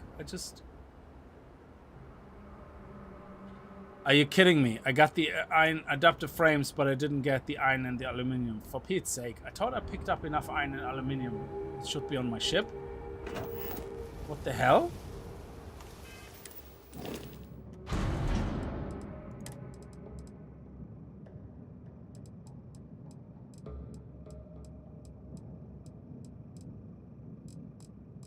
Am I stupid? I literally picked up 150 iron and 150... Oh my god, when we crafted the adaptive frames, it used the ones from our inventory first and not the ones from storage. Jesus Christ. I'm telling you, you should see all the shit I'm messing up here teaches you the lesson of paying more attention. For fuck's sake. It's just that is like a pain in the ass. Like, of course it uses my inventory first for crafting instead of what I have on the second planet. So now I need to go back and I need to get the action element. Jesus. Fucking stupid.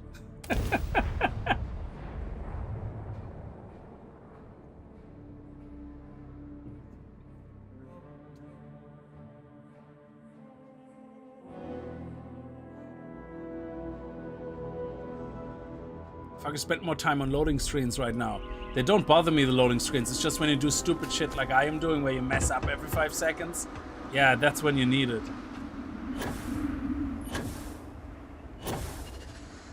Okay. Fine, 100 should be plenty. I pick up another 94.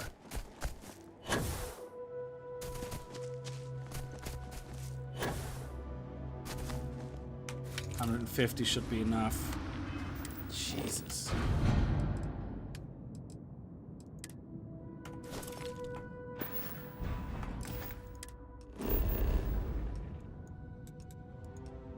At least I get to know the UI and the buttons.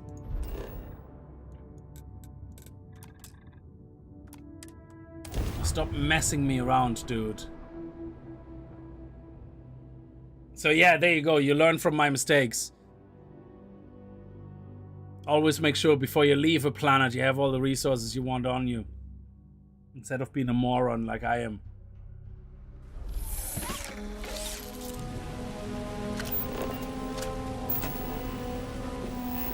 Okay, now, can we craft now, please? Storage, excellent, finally. Genie Mac was about time. Okay, so I want the storage in case I have to manually... I don't think I need to manually pick it up, so I might need more of these things though, so I'm gonna leave the building space over here. So let's just build storage here. 1,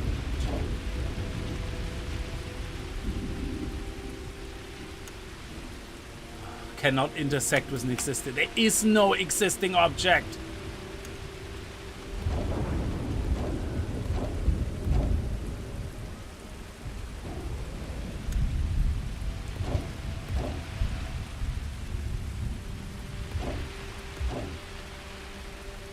Okay, that should be enough, I guess. I actually don't know. Is beryllium heavy? It has a mass of 2.6, doesn't it?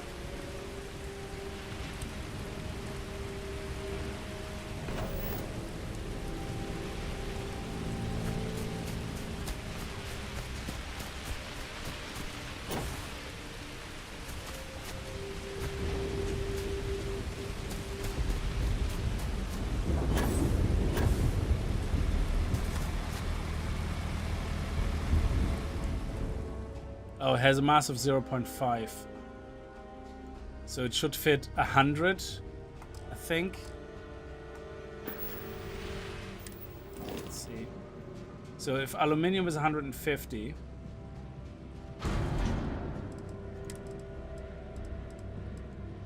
Okay, so it fits 150. That's actually really good. Then 10 is enough. That's like 1,500. Okay. Oh, shit.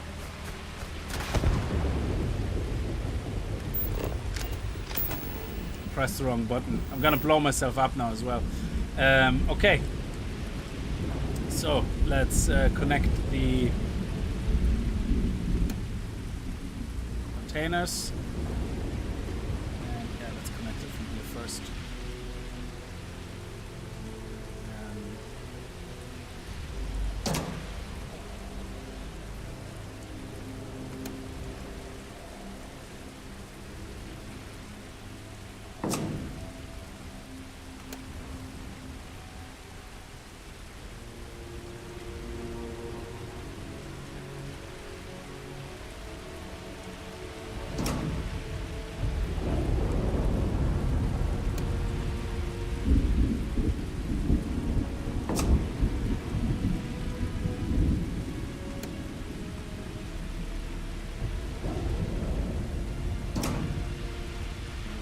This one to this one, this one to this one, this one to this one.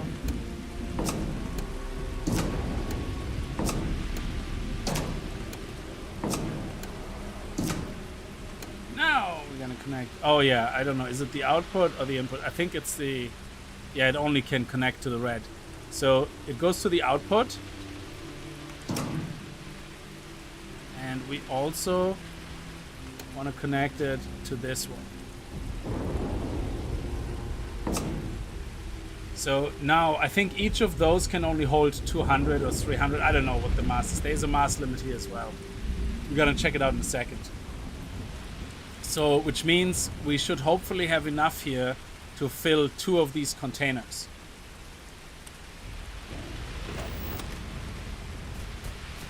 And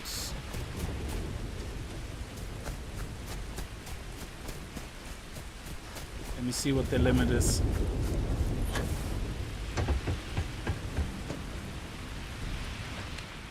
Yeah, so once we have another outpost with a link, we can see it there. Let me see what the limit is here. It's 300. Okay, so in total we have 600 then. Okay, we should be seeing things going in here actually.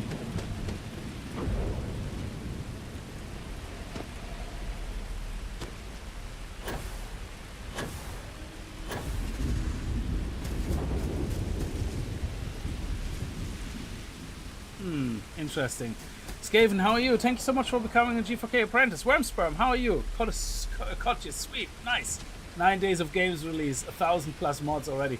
Well, some of the mods, if you actually look at, like, you know, the amount of mods that are just like, a lot of the mods are fun mods, you know, they're just for fun. They're probably your standard Fallout 4 mods that have just been remade for Starfield, you know, like naked crew members, all that crap, all that nonsense, yeah. But actual useful mods, I don't know how many of the mods are actually just quality of life, where it's not just borderline lazy, where the game nearly plays itself. Like, I think mods that are very handy, like, are the ones that give you a little bit of quality of life, that fix things that the game, you know, should have by default. Which I don't know if there's many actually needed. But 1,000+ mods seems very excessive, where you think, Jesus, the game is not that broken, you know? But a lot of them, I think, are just for fun.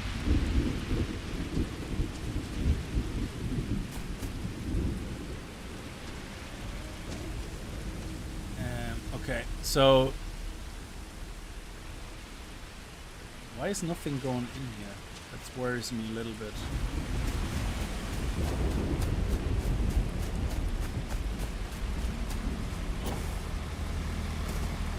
Okay, they're definitely transferring items because there's nothing in there. You see, maybe they're stuck in a container. Did I not link something correctly? No, they're all empty. So if they're all empty and they're all empty, it means that oh yeah, because we have 2 shipping containers, it goes here and then there or something like that. Yeah. So when one is full, the other one fills up, something like that. So yeah, there we go. So this one over there is probably empty still. Oh, come on, you can make... This is the one thing that really annoys me about this game. The Creation Engine 2 is the shittiest environment traversal engine. It is so annoyingly stupid. Like, a little bit of a feckin' lip and you can't go up. It's just so annoying. Yeah, it fills up this one first, then this one. So what we could do is we could actually have 2 separate ones. And we could speed this up. Yeah, let's speed it up. So the way we can do that more efficient is by separating 5-5. Okay, so... Okay. Let's build one more... whatchamacallit? Extractor. Beryllium extractor. We should be able to squeeze in one more somewhere in here. Or move one and then squeeze another one in. So let's move this one slightly.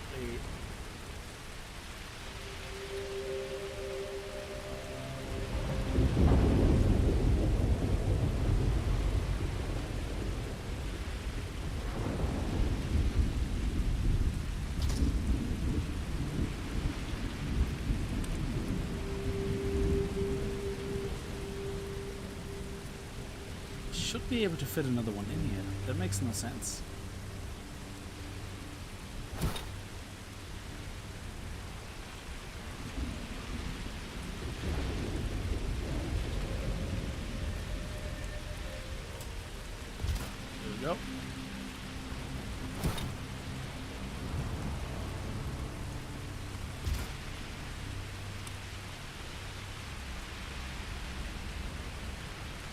There we go. I see it.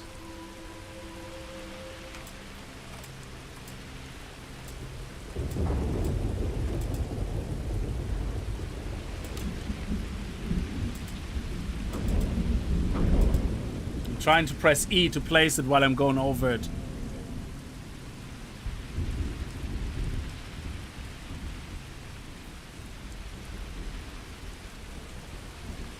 I saw it. There you go.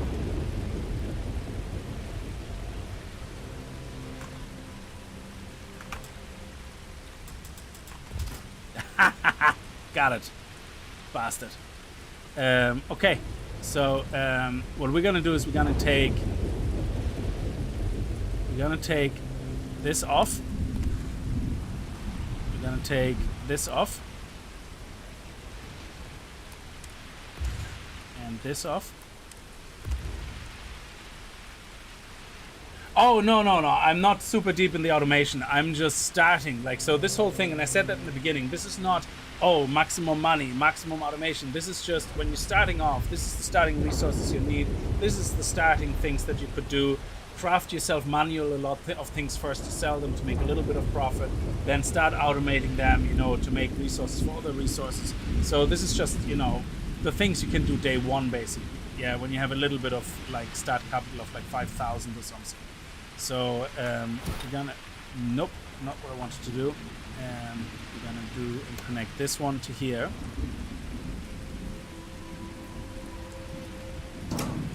And now what we're gonna do is we're going to disconnect the links. How can I disconnect the links? 1, 2, 3, 4, 5. Okay, let's delete this. There we go. And then these, we delete all of them. We get the resources back, by the way, for anything we delete. Okay. And now what we're going to do is we're going to connect this one to this one. And then we're going to have another 5 containers, another 5 storages. And we can increase that then separately. So let's put them kind of here, I guess. Intersects my ass. Intersects my ass. There's nothing to fucking intersect. I hate this so much.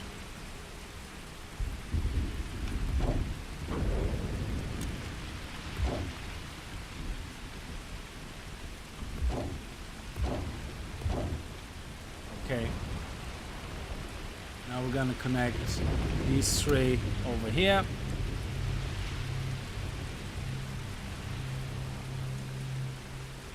And yeah, let's do it over here.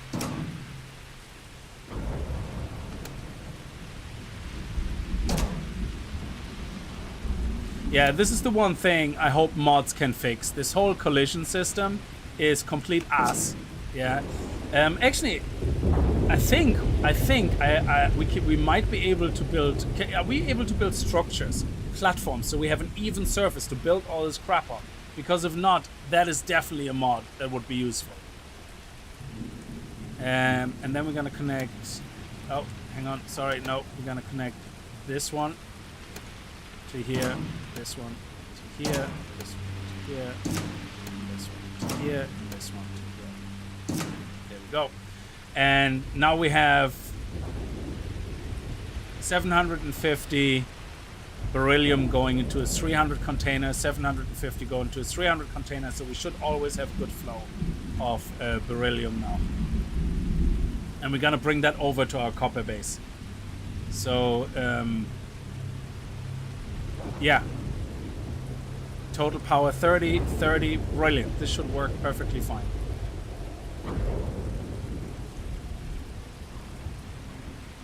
It's ground clearance, Genie Mac. Sometimes you can build right in the middle of a bunch of rocks and it just deletes the rocks and it's like perfectly fine. And sometimes it completely has a conniption fit. So yeah, it would be really nice if you could build like structures that you can build on top of. I know they're internal structures, but they're not like something Like here, this is all. Oh no, that's furniture, decoration, floor mats, rugs, diagnostic machines, like scaffolding or something, you know?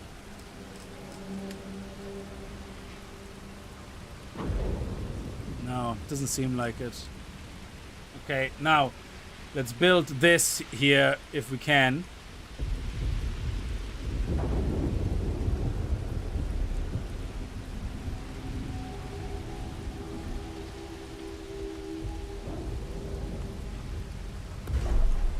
And that means we can land our ship there.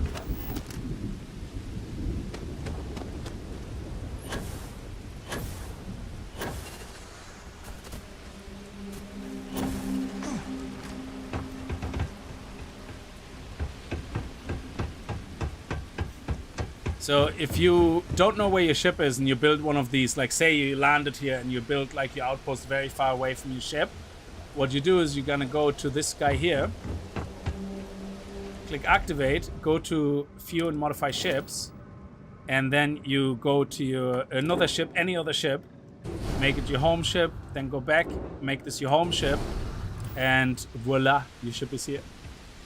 There you go.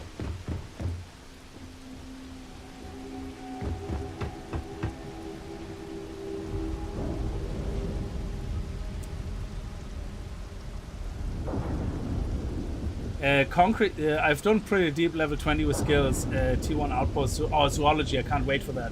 And I've yet to see flattening surface stuff. Yeah, concrete slabs, that is really one of the things that I've already seen someone post about wanting to make a Clendathel planet from Starship Troopers. Holy shit. Like, yeah, people are ambitious. Okay, excellent. So I think we're done here. Now we're gonna have to go over to our copper area. Oh, let me just rename this actually to our outpost here.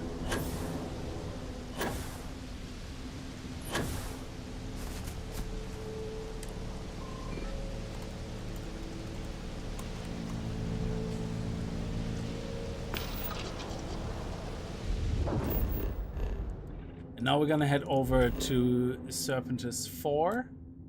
Go to our outpost here, which is our copper outpost, and that's where we're gonna add 2 more landing platforms now, two more comlinks, whatever they're called. Oh, you can also do ship etiquette back. Oh, great! I didn't know that. Yeah, I saw a video on somebody doing it, and I thought you had to change it. That's good to know. So you don't have to change it. That's great.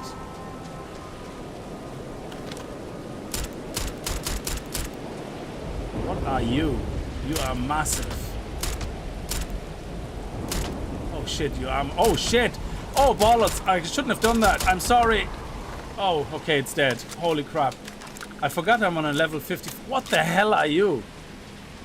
Jesus, this is nightmares are made from this. Wow. That is crazy.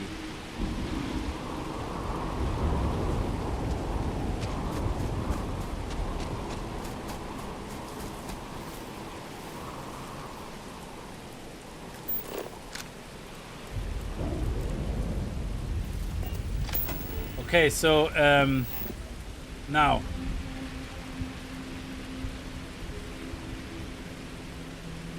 this is my copper farm. Now what we need is 10 more containers. Let me see, build mode, cargo links. We need 2 cargo links. And we don't need a cargo, we don't need an inter-system cargo link, we just need normal cargo links.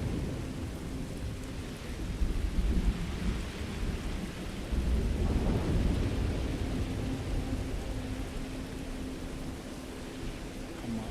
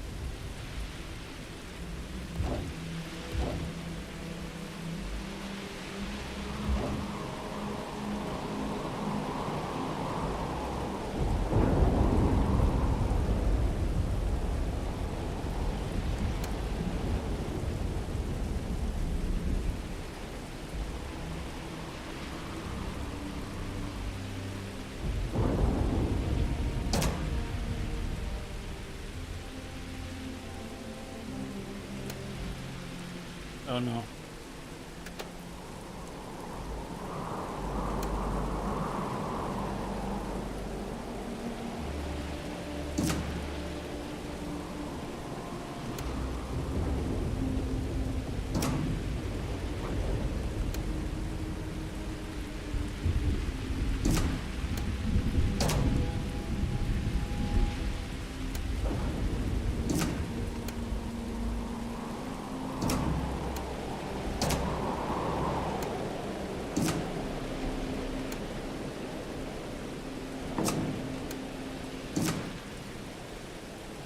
Alright, so now we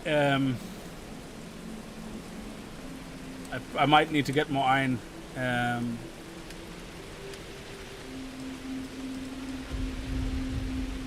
So yeah, this one is a bit confusing. Yeah, so you can place this one down, and well, let's place it. Where's our landing zone? Here's our landing zone. So let's place it right here. We have our bed there beside it. When you press place, oh, you can adjust the height. Oh, that is awesome. So you can make like really high if you want. Okay, so yeah, we don't want that. And then you have the variants. Yeah, I don't like this variant. It's too bright. There's too much light. Not a big fan of it. So build it, and then we build an airlock. We can put the airlock here. Oh, that's nice and close. I like that. Can we place it there? Yes. And then we're gonna go inside.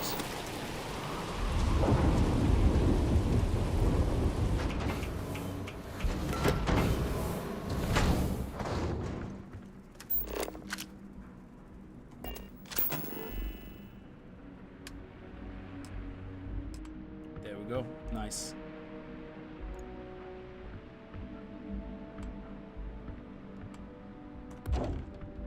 And what I'm gonna do is I'm gonna bring my bed inside.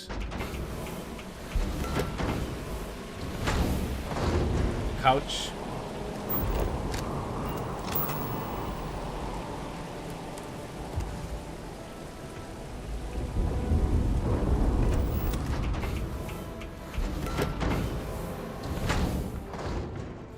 Yeah, this one is not as bright. I find the one with the glass window is bright. It actually is like way too bright, I think. I don't know if it's the glass that the light is bouncing off on top of it. I had originally that glass one, and it was blinding. Like I was like, wow, this is like way too much.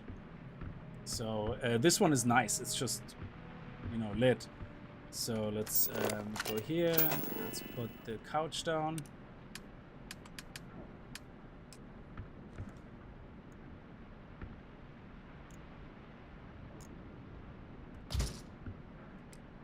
Okay, good. And now what will happen, and this is the awesome part, it looks actually really awesome. What should happen now is we're gonna connect the, I don't think we need inter-system because we're still in the same system. We're on two different planets, but we're in the same system. So hopefully, and that's my theory, I guess, we don't need to build system comlinks, whatever they're called. These should work. So if we click on this now, hopefully we can see, yes, we can see the other outpost. Okay, so now we have the two beryllium ones, and we're gonna link them. So actually this one we link to the first one, I guess. And this one, oh shit. Bloody hell, a bone dinosaur, what the hell? It's amazing. Let's kill it. Oh look, oh yes, it's already coming in. I love it, it's already coming in. Bring in beryllium. And this one here, we're gonna go to the other comlink and we're gonna connect that. Boom. And now this one delivers the beryllium into our green container. Oh shit, these things look vicious. And our connection should then place it into our storage containers.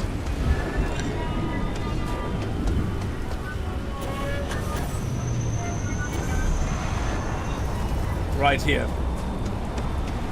So we should see, now this is full of copper. How much do we fit? 125, 126, 125, okay. And this one should start filling up now with beryllium. Oh, why is it not? Why is it not? Why not? No, what is wrong?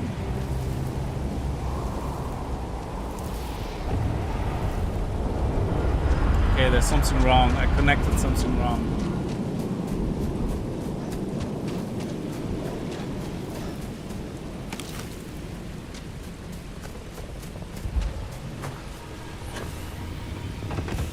So it should be in here.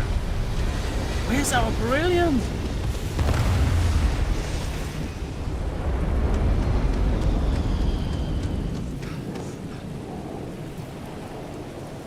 Why is nothing being delivered?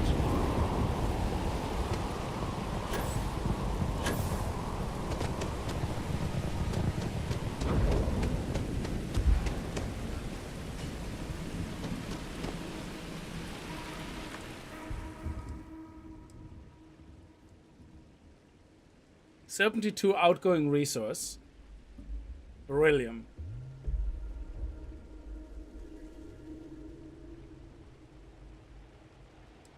Why is it not?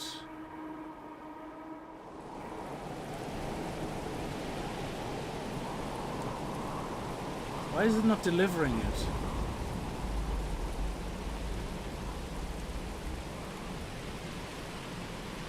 Maybe we need to wait one more round.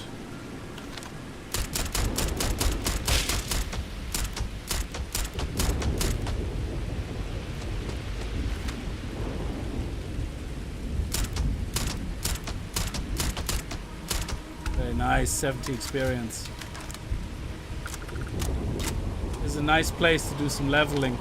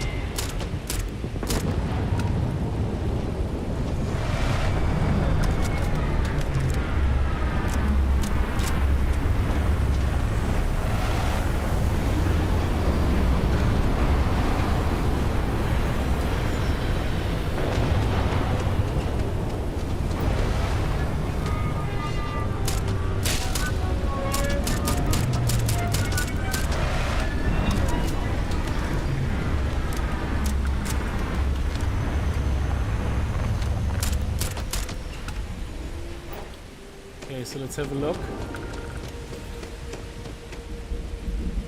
Because it's definitely wired up correctly.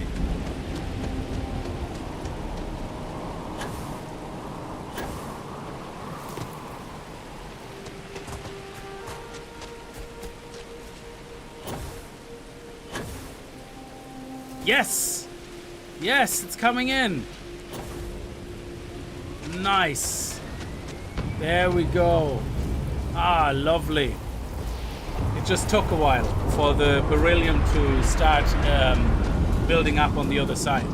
Okay, that's brilliant. So what we're gonna do now is we're gonna go into our base here.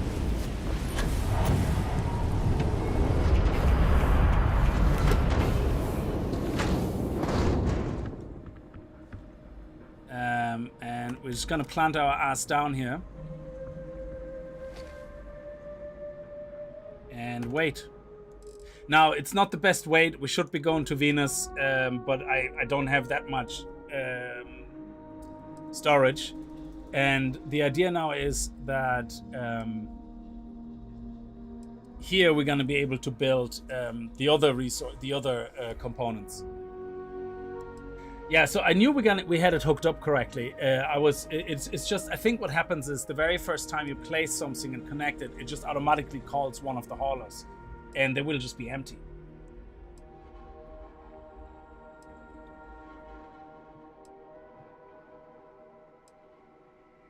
I think this is amazing, and like when and this is why it drives me mad, yeah, when I see reviews where somebody says $70, 25 hours storyline, great, stupid game, overpriced. And it's like, dude, did you know you can apparently find an area in the game where you can even modify your own body? I don't know what that means exactly. I only saw a short tweet about somebody posting that they can do body modifications. I don't know if it means like you can give yourself like boobs. I don't know, like, yeah, but or a bigger ding dong. Yeah, I have no idea, but it could. I don't know what it means. Yeah, but there's so much in this game, and like people completely glance over it and go like, yeah, it's just like poor story, like, you know. It's like, I mean, it's Creation Engine 2, which means it will be close to Fallout 4, end of story, you know? It's called enhancements, is it? Yeah. So there's so much in this game you can do. Now, you might not be interested in any of that. That's fair enough. But you cannot say there's nothing in this game. Okay, so now we should be able to craft... where is it? Reactive gauges is copper and aluminum here. Beryllium and copper. Now we should be able to craft this, and they're 82 values. So now, in the beginning, and again, sorry it took so long. I mean, this is what the streams are for, to figure all this out. But in the beginning of the stream, we looked at my existing base for iron and aluminium. We can make adaptive frames. They only sell for 24, not a lot of money.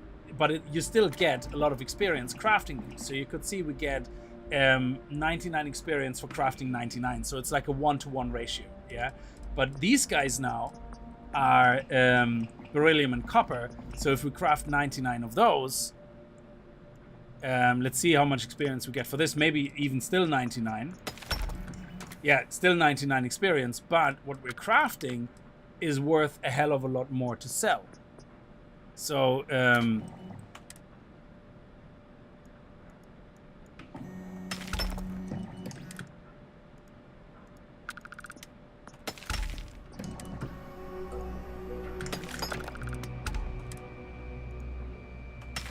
there you go, and that's it. And now we could go and go back and make adaptive frames. But the idea is now, if you look at the reactive gauge, for example, that is copper and aluminium. So if we are gonna go and get aluminium also delivered over here into storage. Now this is where I think mods come in handy. So if you can only have 3 links, yeah, so say, like you said, yeah, you can only have 3 links, yeah. So let's go here.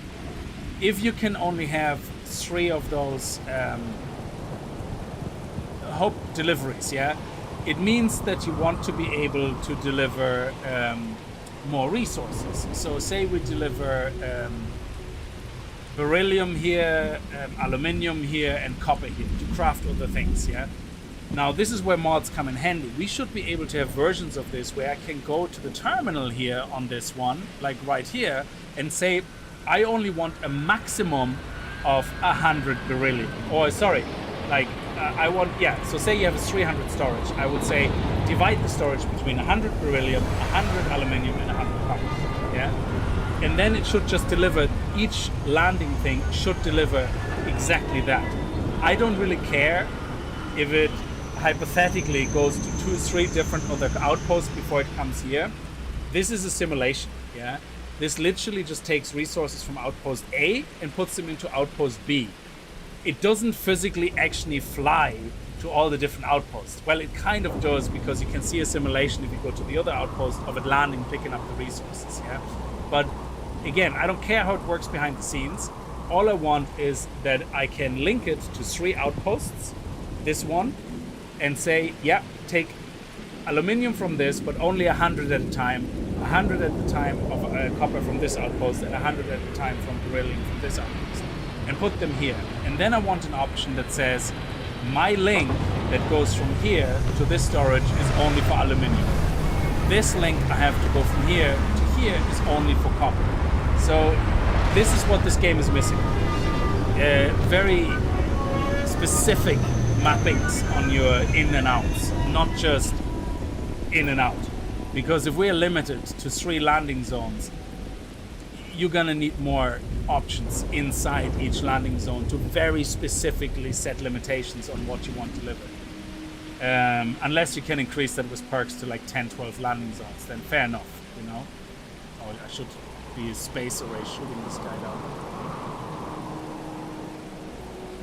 Yeah, exactly. There will be mods that changes, and this is where I can see mods just really thriving, because they're, to me, I don't want a mod that just has unlimited storage so I can put everything in. Yeah, because I do like the challenge of having to configure everything and in my head mapping it out that I need like that much aluminium, that much beryllium, and then create a factory, an automation, a little fabricator saying, okay, now I get exactly the right ratios. Now I can craft exactly that amount of this, put it into an outbox, send it to another outpost that takes that in and crafts another thing, so that by the end I can sit in a final outpost where I get all the components delivered to make the main components from those components that I'm interested in.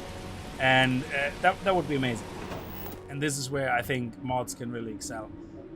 Because if you look at some of the recipes, they need, like the one we actually want to build that has the highest value, it's 117, it's com relays. But com relays need Taugrad rheostats, as we looked at earlier, and those rheostats need beryllium and copper, so we can craft them, no problem. Great, sorted, yeah.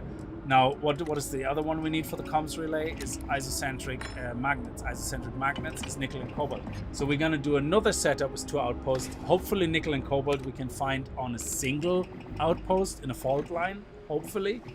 Though cobalt also has the same problem as beryllium, it kind of is surrounded by other resources. So I haven't found actually nickel and cobalt in the same joint landing zone.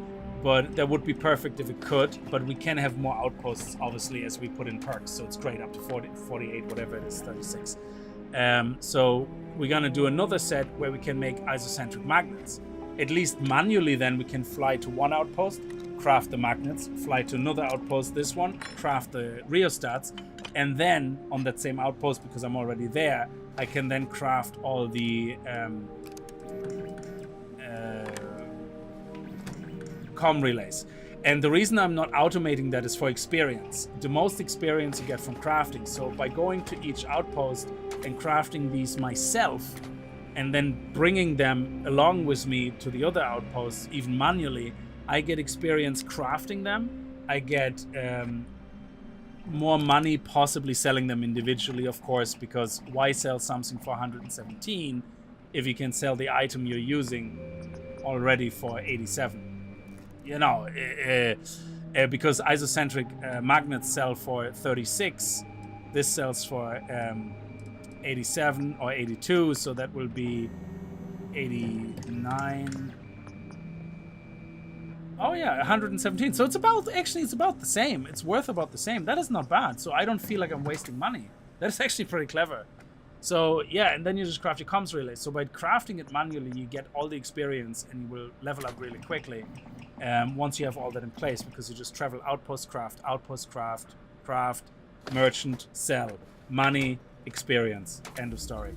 So yeah, so I think in the next stream, I'm gonna investigate where locations are for nickel and cobalt, and then in the next stream, I'm gonna set up the same logic I set up here with the beryllium, with the nickel and cobalt, and then we're gonna be able to do go to Venus, do like a full thing where we have all the storages full for at least like a couple of crafts, whatever, and then we're gonna craft loads of these components, craft the comms relay, and see how much do we level up, doing a full circuit, going from one outpost to craft the rheostats, then craft the magnets, then craft the relays, and then see how much experience we get. And that is only with like 10 storage containers. And then we're gonna go and sell and see how much do we get for selling, how many ever we can craft. And yeah, that will be the final kind of test, like, because that is all you're gonna need, I guess. Nickel and cobalt isocentric magnets, yeah. That's the ones we need to focus on next. And then all this stuff here, I don't even know what this is for. Like, this isotopic coolant. There's a reactive gauge. Yeah, that's different. Nickel, iron. I don't know what that is for. Polytextiles, yeah, and polytextiles, I'm assuming fiber and cosmetics, they can be farmed through husbandry. So if you need polytextiles for crafting something or doing other things that you're interested in, I'm assuming you will need husbandry. Because I know that cosmetics definitely drop from animals. Well, that's where I picked them up from so far, from some animals. And fiber, I'm assuming, is basically shit, isn't it? Like, or whatever. Or is it from plants? I don't know. So I'm assuming husbandry will sort out some of the other things that we need.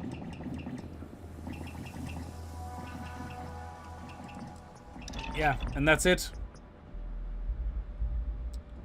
Aquila. Yeah, I'm gonna have to see how I get there. Aquila is... I think I found already a planet. I just couldn't find a fault line yet where I get both of the resources. So yeah, let's go over and see how much we can sell now, because we're gonna do a full armor pack. So let's go and where's Venus? Venus is in the Sol system, isn't it? I think I'm overburdened right now, so let me actually go into my ship first and see if I can dump all that stuff in there.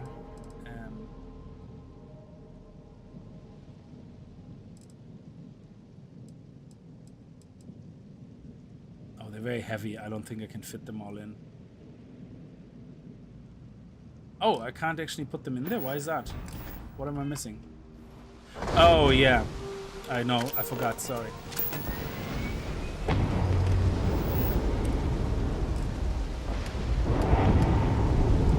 We can't make a landing platform. We need some iron. Okay. And then we make a landing platform because our ship is currently somewhere on the ass of the planet. They don't land very close. Where did it land? Over there. How far away is that? Yeah, about 300 meters. I think you have to be... What range do you have to be in to actually access your storage?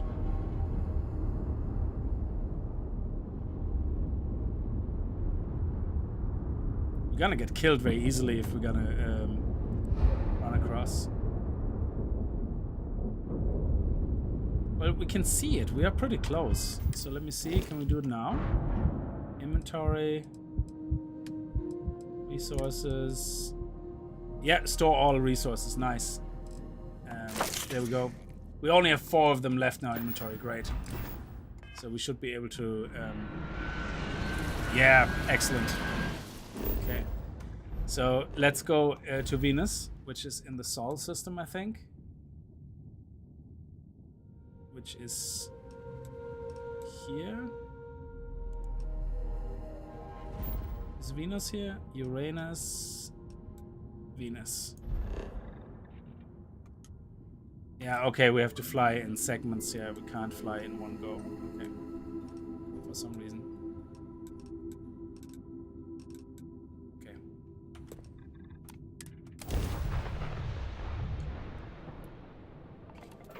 System Vega, nickel and cobalt. Oh shit.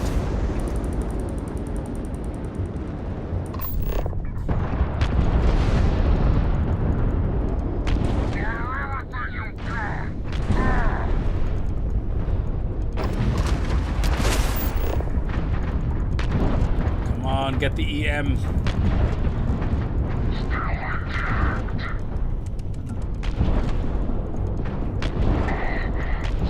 There we go, engines are down.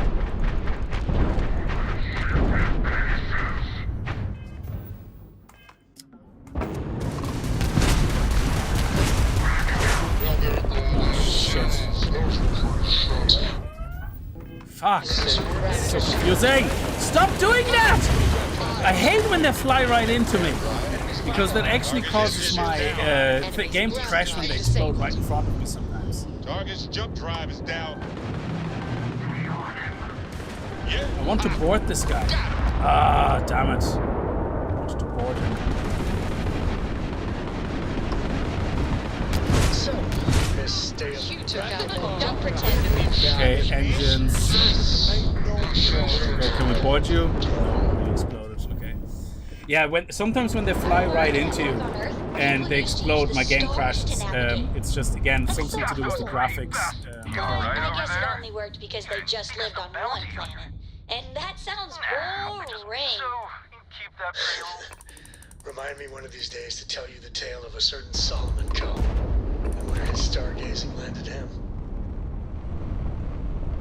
Yeah, so, and if I haven't saved in a while, I'm like, shit. Okay, let's see what we got here. Oh, we're actually full in our inventory, I think, on our ship. Oh, we're gonna pick up the credits, though. And oh, okay, we can actually pick stuff up. Fair enough. I thought we were full.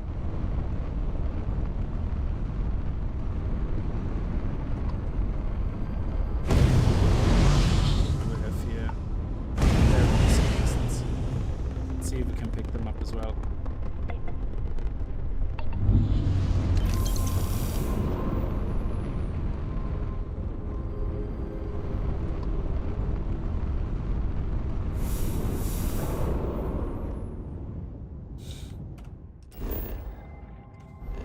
Oh, we might as well scan this while we're here. Level up our... Oh, nickel and cobalt, actually right there. But it's an extreme environment. I can't go into extreme environments yet. And oh, look at that. That is a perfect fault line. Oh my god.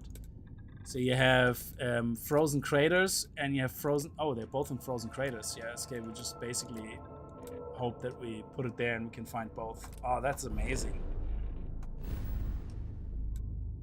Yeah, let's go here first and sell everything to the den. And then do, okay, this is the final thing we're gonna do. I'm gonna clear out my inventory, basically. Yeah. Make as much room as possible.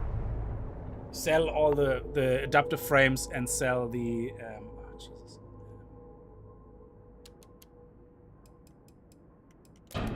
Sell the adaptive frames and sell the rheostats we made. And then I'm gonna go to Venus. I'm gonna wait 24 hours, which basically is 3,000 whatever, and that means everything will be packed and backlogged, yeah? And then we're gonna go from outpost to craft all the things, and then we go to the den to sell it and see how much experience did we get already right now, and money. Because I think it will be definitely worth it as a little... well, money is not as much worth it right now until we have our comments up. Well, we just have to sell 150 unique items, that's it. Yeah, F5 is your friend, I know, yeah. Unless you do what they did in Viva La Dirt League, where as you hit save, quick save as you fall off a cliff, then you're screwed. Didn't even smudge the paint. So... Okay, repair my ship, dude. Anything I can help you with? Yes, Looks please. to me like you've already... Oh, okay. Fair enough. How good to see you. Certainly. Okay.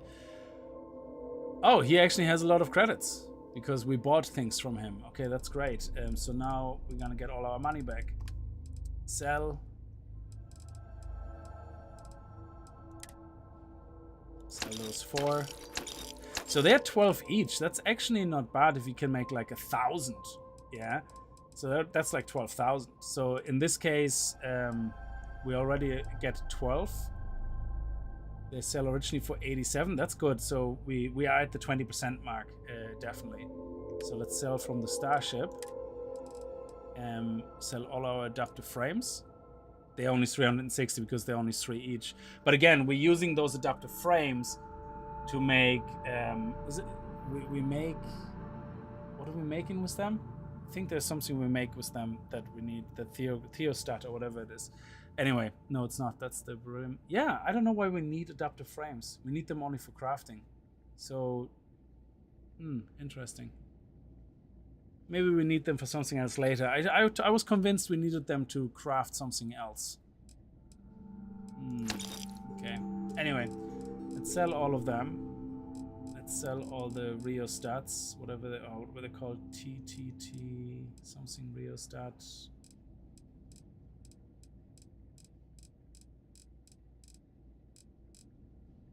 There.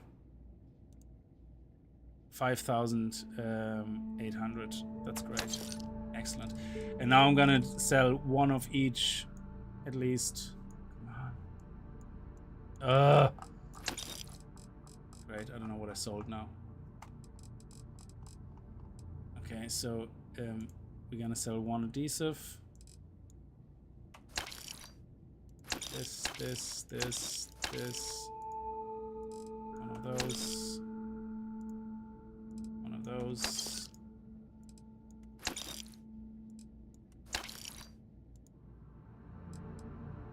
I already did that.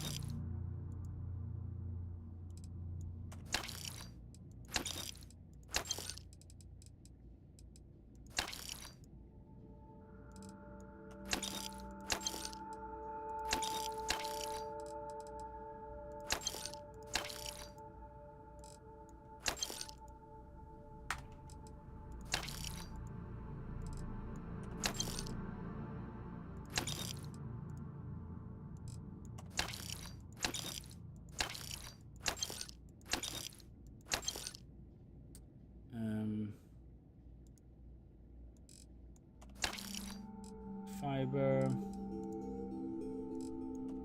That is just to level up our comets because we need to sell 150 unique items, as you can see there, to get the next rank. So I might as well just go through all this. I think we're gonna have to pick up a lot of junk like plates and stuff like that, potentially. It would be nice to see what you already have sold, because unless it's unique items per session, and if you log out and back in, you can sell all these again.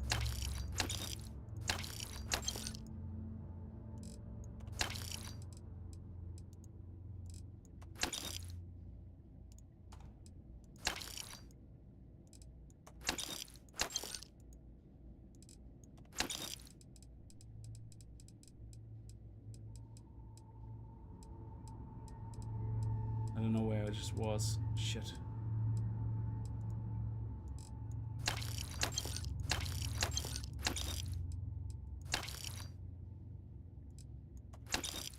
Vital fluids, platinum, polymer. There we go, we're at 75.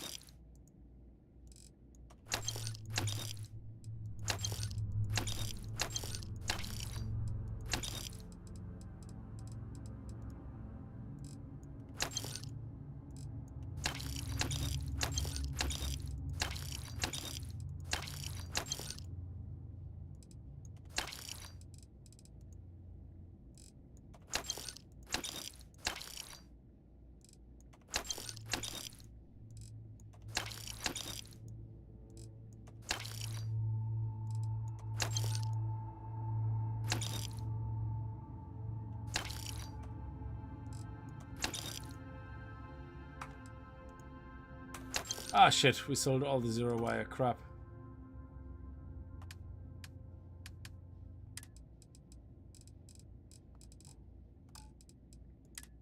I need my zero wire.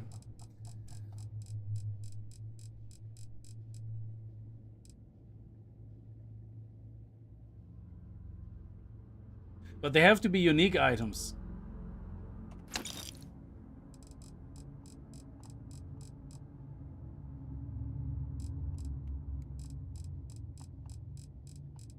For storage and stuff later on, yeah, okay. So we definitely need the adaptive frames. Okay, so is it only selling or also buying? Because then I can buy all the ammunition. I don't know. Does buying also count? Or is it just selling?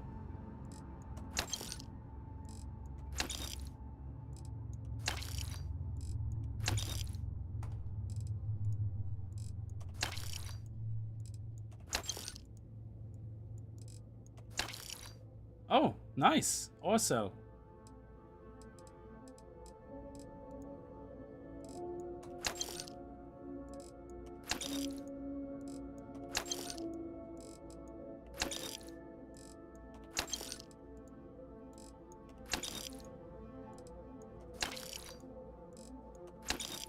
I don't know if I already... Yeah, I probably did that. Throwables.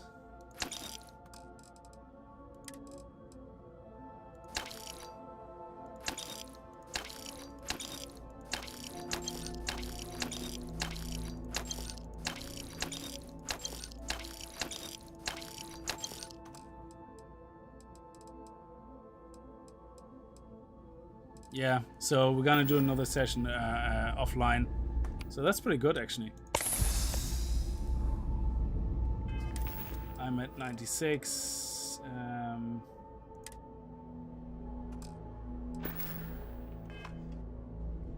Okay. If you're ever in New Atlantis, mind putting in a request?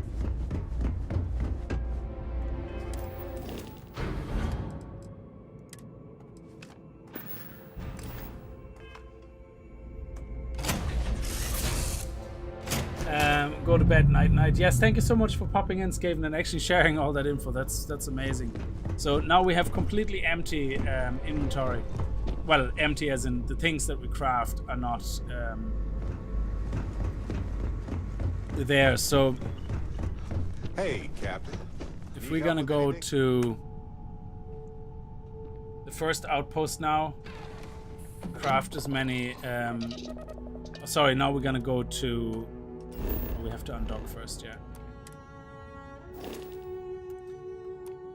Now we're gonna go to Venus, and we're gonna make sure all our inventory is full. Now I don't think it's worth it to craft all the adaptive frames and sell them because they only sell for £3, to be honest.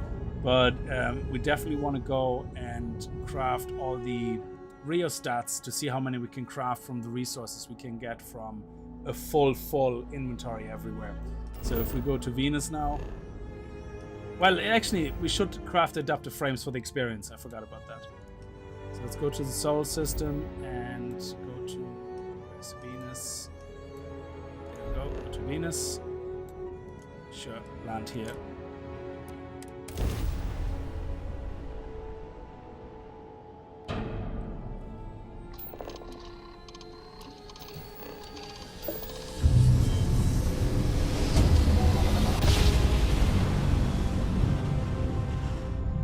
Oh, I visited Cheyenne as well. Good jump. We're still in one piece. What is that circle spinning there?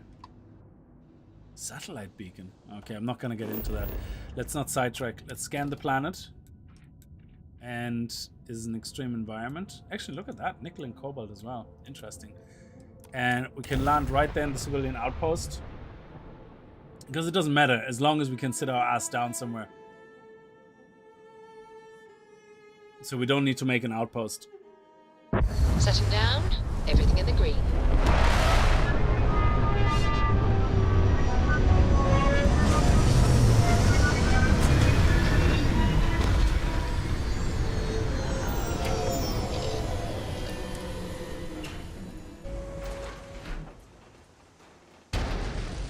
Can we sit our... Oh yeah, I can go into my ship now.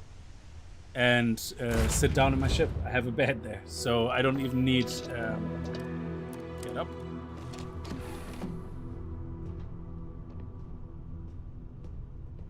I think I have a chair here somewhere as well. Yeah, there you go. I can even sit in here. And now because we're on Venus, it should... Yeah, there you go. So we're gonna do this now. Wait 24 hours. This will definitely, I think, have every single piece of inventory full. So if we then go to our copper outpost and see how much beryllium, we should theoretically, if all our containers are full, we should have 1,500 beryllium. And I don't know the weight of copper. Maybe we have 1,500 copper as well. I'm not sure.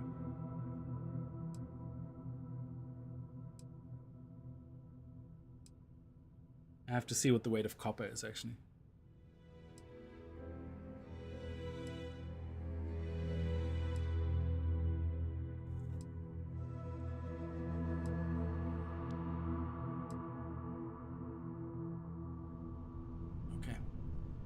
That's it. We're done.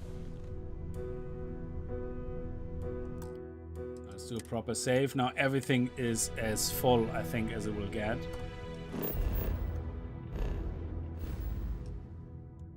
So let's go to Moloch first.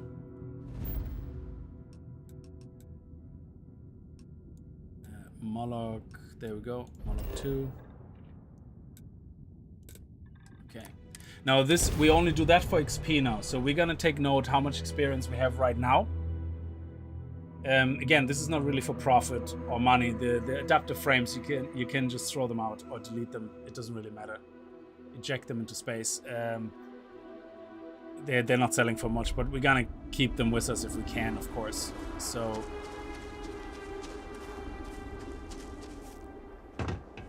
now this should be a full inventory.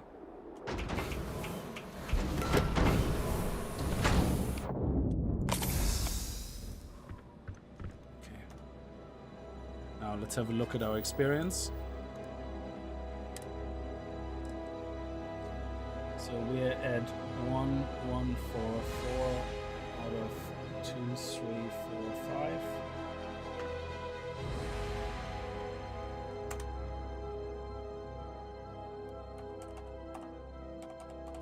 So to level up, we need 1,201. So maybe we level up with this already. Who knows?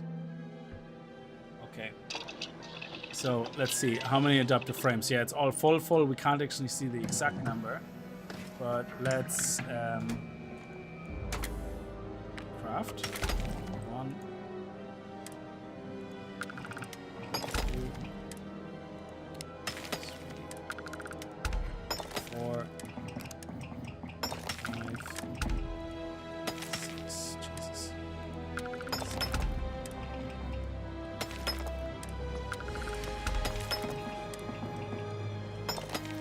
Wow, it's still at 9999. Okay. There we go, we leveled up. Let's see how much experience we have now. I'm gonna craft, obviously, all the other ones as well. So, B. Now it's... so the experience we gained so far is 1,201. And then the next one is 2435. 2435.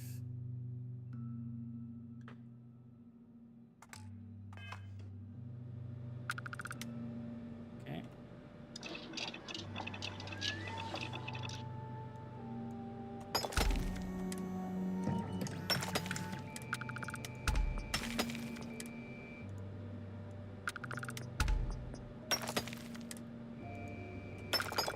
Wow, we still have aluminium and tungsten. It is not going down. Oh, there we go. It's finally going down.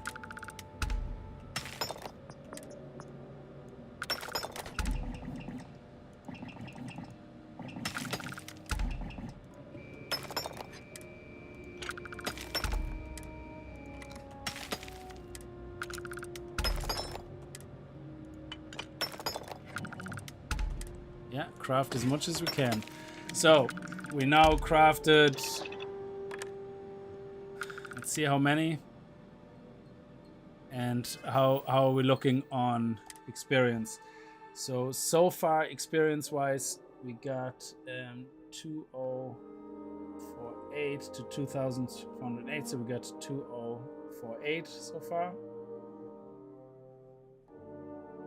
And we're gonna add all the experience together. So far, we got 3,249 experience, and we crafted 3,240. Actually, they are worth selling if we can take them with us, because you know, this is like 3,000 times 3, so this is like 9,000 credits, nearly 10,000 credits. So that is amazing. Yeah, we're literally losing all our health instantly running, but that's okay, because again, we're not gonna die. It literally goes down to, let's do a quick save just in case if we get hit by an enemy or something. Like, that's the minimum health you gonna have.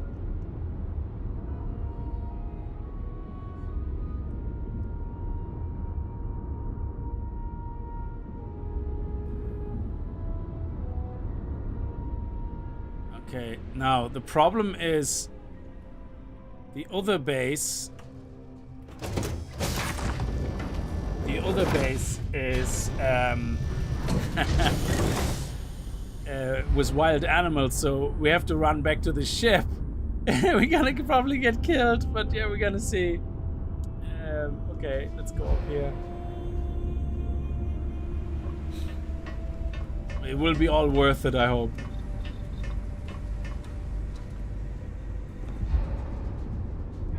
Can I actually put a lot of that stuff into one of my crewmen, or do they have a limit as well? I think they have a limit as well, don't they? So I can't just dump all of that on them.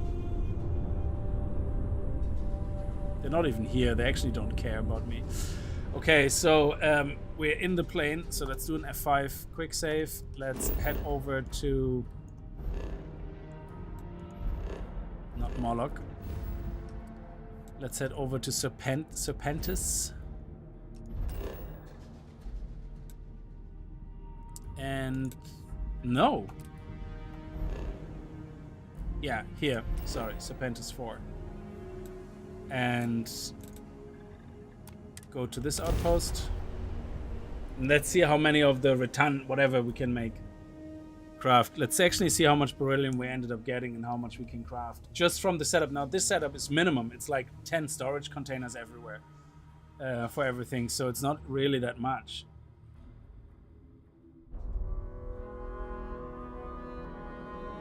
Yeah.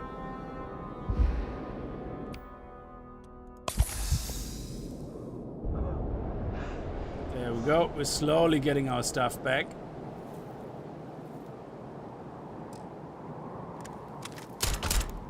Don't even think about attacking me. They're like the fucking vultures in 7 Days to Die.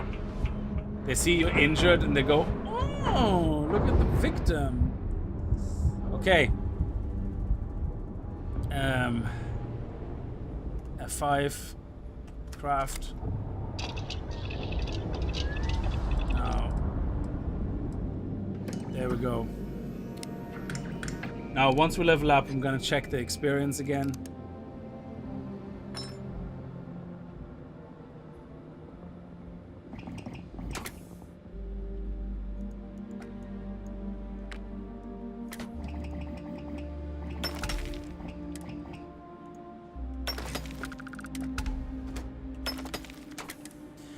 We only get 99 experience for that as well. But yeah, we leveled up. There we go.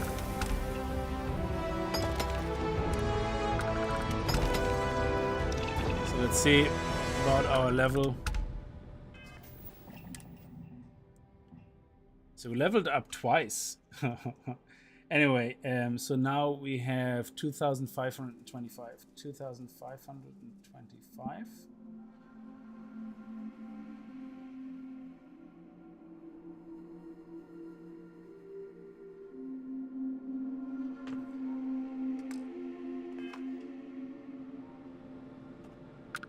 Let's craft the rest that we can craft.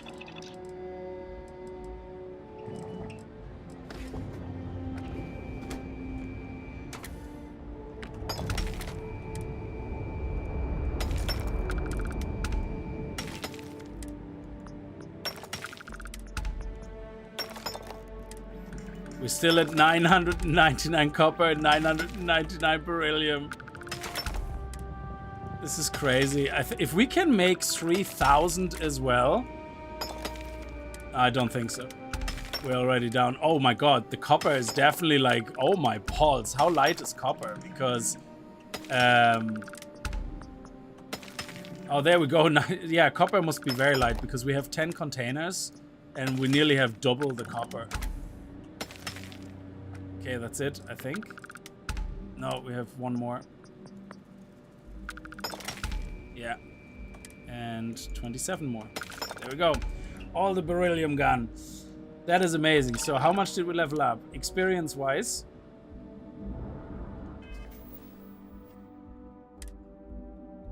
We nearly leveled up again. Holy shit. So we basically got 2,313. Okay, 2,313.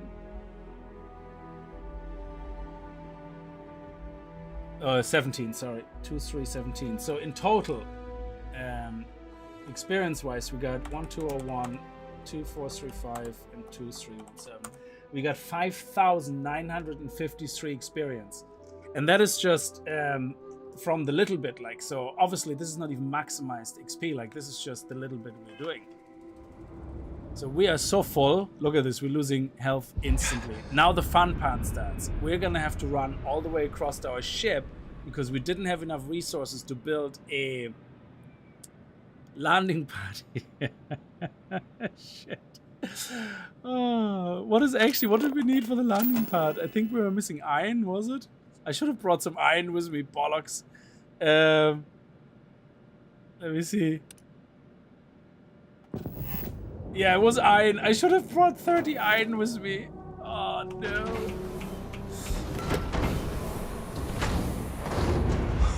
Because now we gotta run all the way to our ship, which is very far away. Oh, we can't even jump across.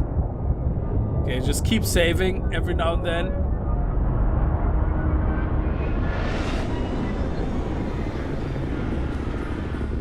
Just have to try to survive. There's our ship. I can see it in the distance.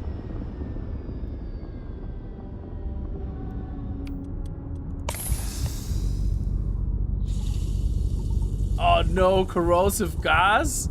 No, don't kill me. Okay, F5.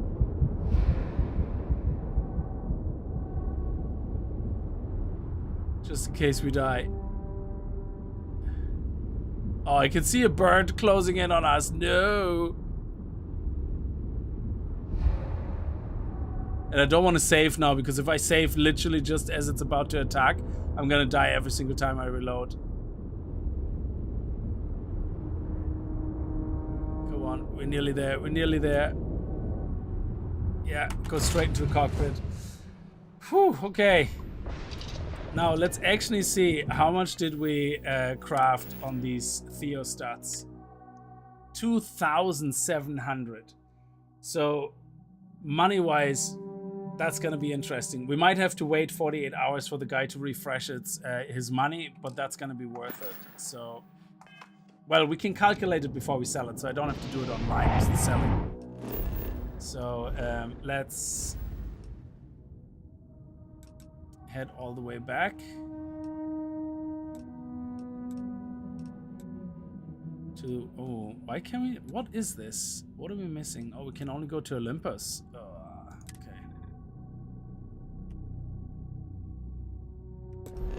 Okay.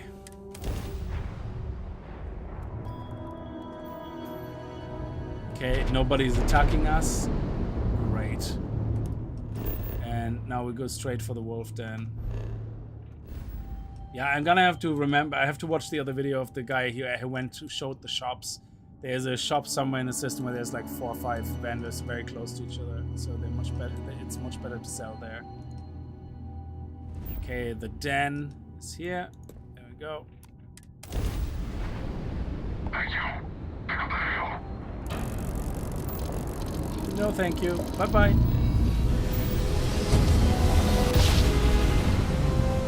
I mean, this is just us assing around. Jump complete. And do it again, just for fun. And just assing around, you can see we already leveled up 3 times nearly on a very basic, like what? It's some hassle to set all this up, but just having it now means. How long did that take now to travel from outpost to outpost? Now we're gonna take some iron with us next time when we build the actual landing pad inside our base. Which means we literally have the landing pad right opposite where we spawn. So it's like a 10-second walk across the fields.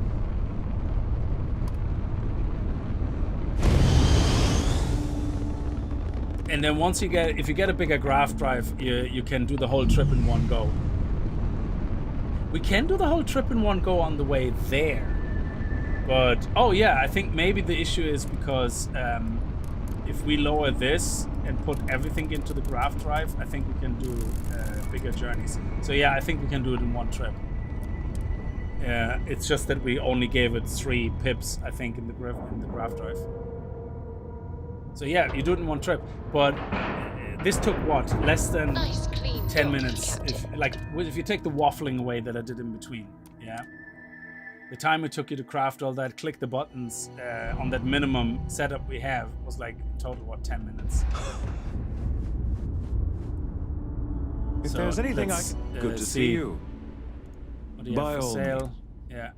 Now, if I go to sell, we're not going to sell all this because he only has 11,000, but we're just going to see how much money we get. So if we go to sell from our inventory, resources, this sells for 12, so that is 2,700 times 12. So this is 32,400. 400.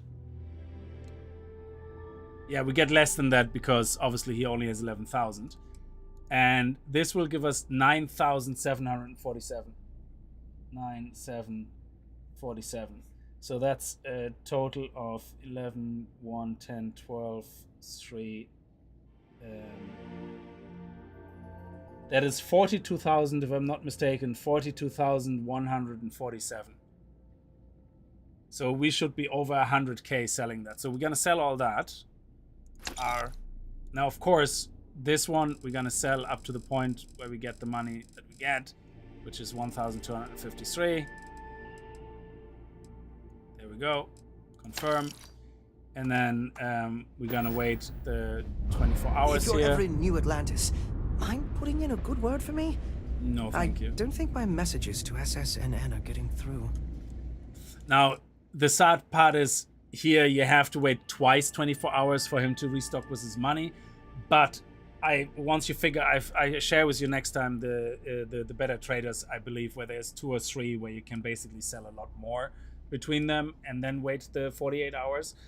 So it will be much more. But that is 42,147, nearly 3 levels leveled up. Now, the higher level you are, the less you level up, of course, because you always have to have an extra 100 experience.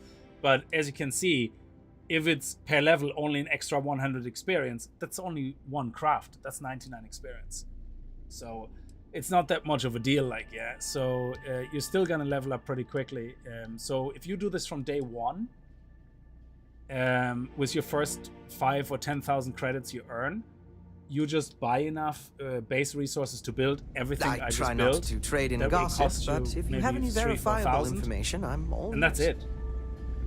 Then you can literally make 40 grand in 10 minutes, like straight from the start, just doing this. And I think it's a nice, a nice mix up, like, you know, alternative to just playing the game. So it's fun, you know, to do these type of things. And then imagine you have like a huge amount of outposts when you have your perks all leveled up on top of it, where you can have more outposts and actually just craft stuff, put it into an outbox and have it delivered somewhere else, or craft it automatically so that you only craft the big stuff, you know, for money mainly. And you get the experience as a bonus, but you're mainly doing it for money. So we're gonna have an outpost that ends up getting all the resources to craft the final comm relays, and that's it. And then you craft comm relays, like say 3,000-4,000 or whatever comm relays, and that is gonna be like 4,000 times possibly 20 on money. It's a little surprising, isn't it? Out here on the edge of UC space, but it's just so. So we get another 11,000, and then possibly another 11,000. How may the trade authority assist you?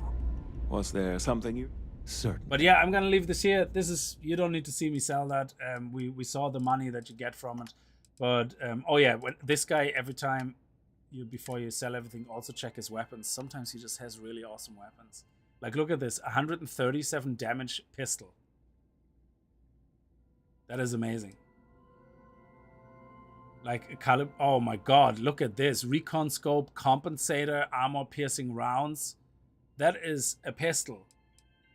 Calibrated pacifier, 116 shotgun. Wow. Because the higher level you get, the higher the weapons you buy from the vendors are always going to be for your level. Yeah, they're not going to be necessarily the best, but if you can get, for example, an advanced saltize, whatever that is the strongest base saltize you can get.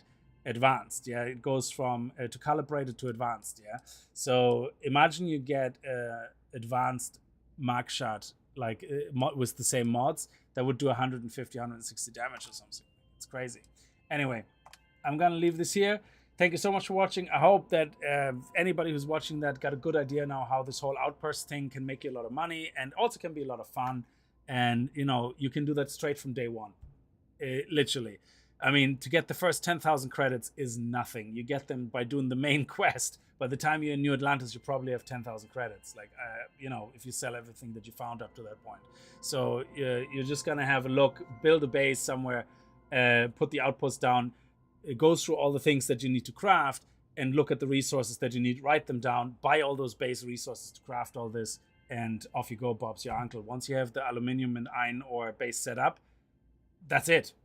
You basically just need to buy a little bit of tungsten and beryllium to start with, but otherwise, once you have the iron and aluminium base down, then that's it. You have your resources sorted out for crafting most of the stuff. So anyway, thank you very much. I see you guys tomorrow with 7 Days to Die and Starfield if I can stream twice. But otherwise, it will be just 7 Days to Die in the evening.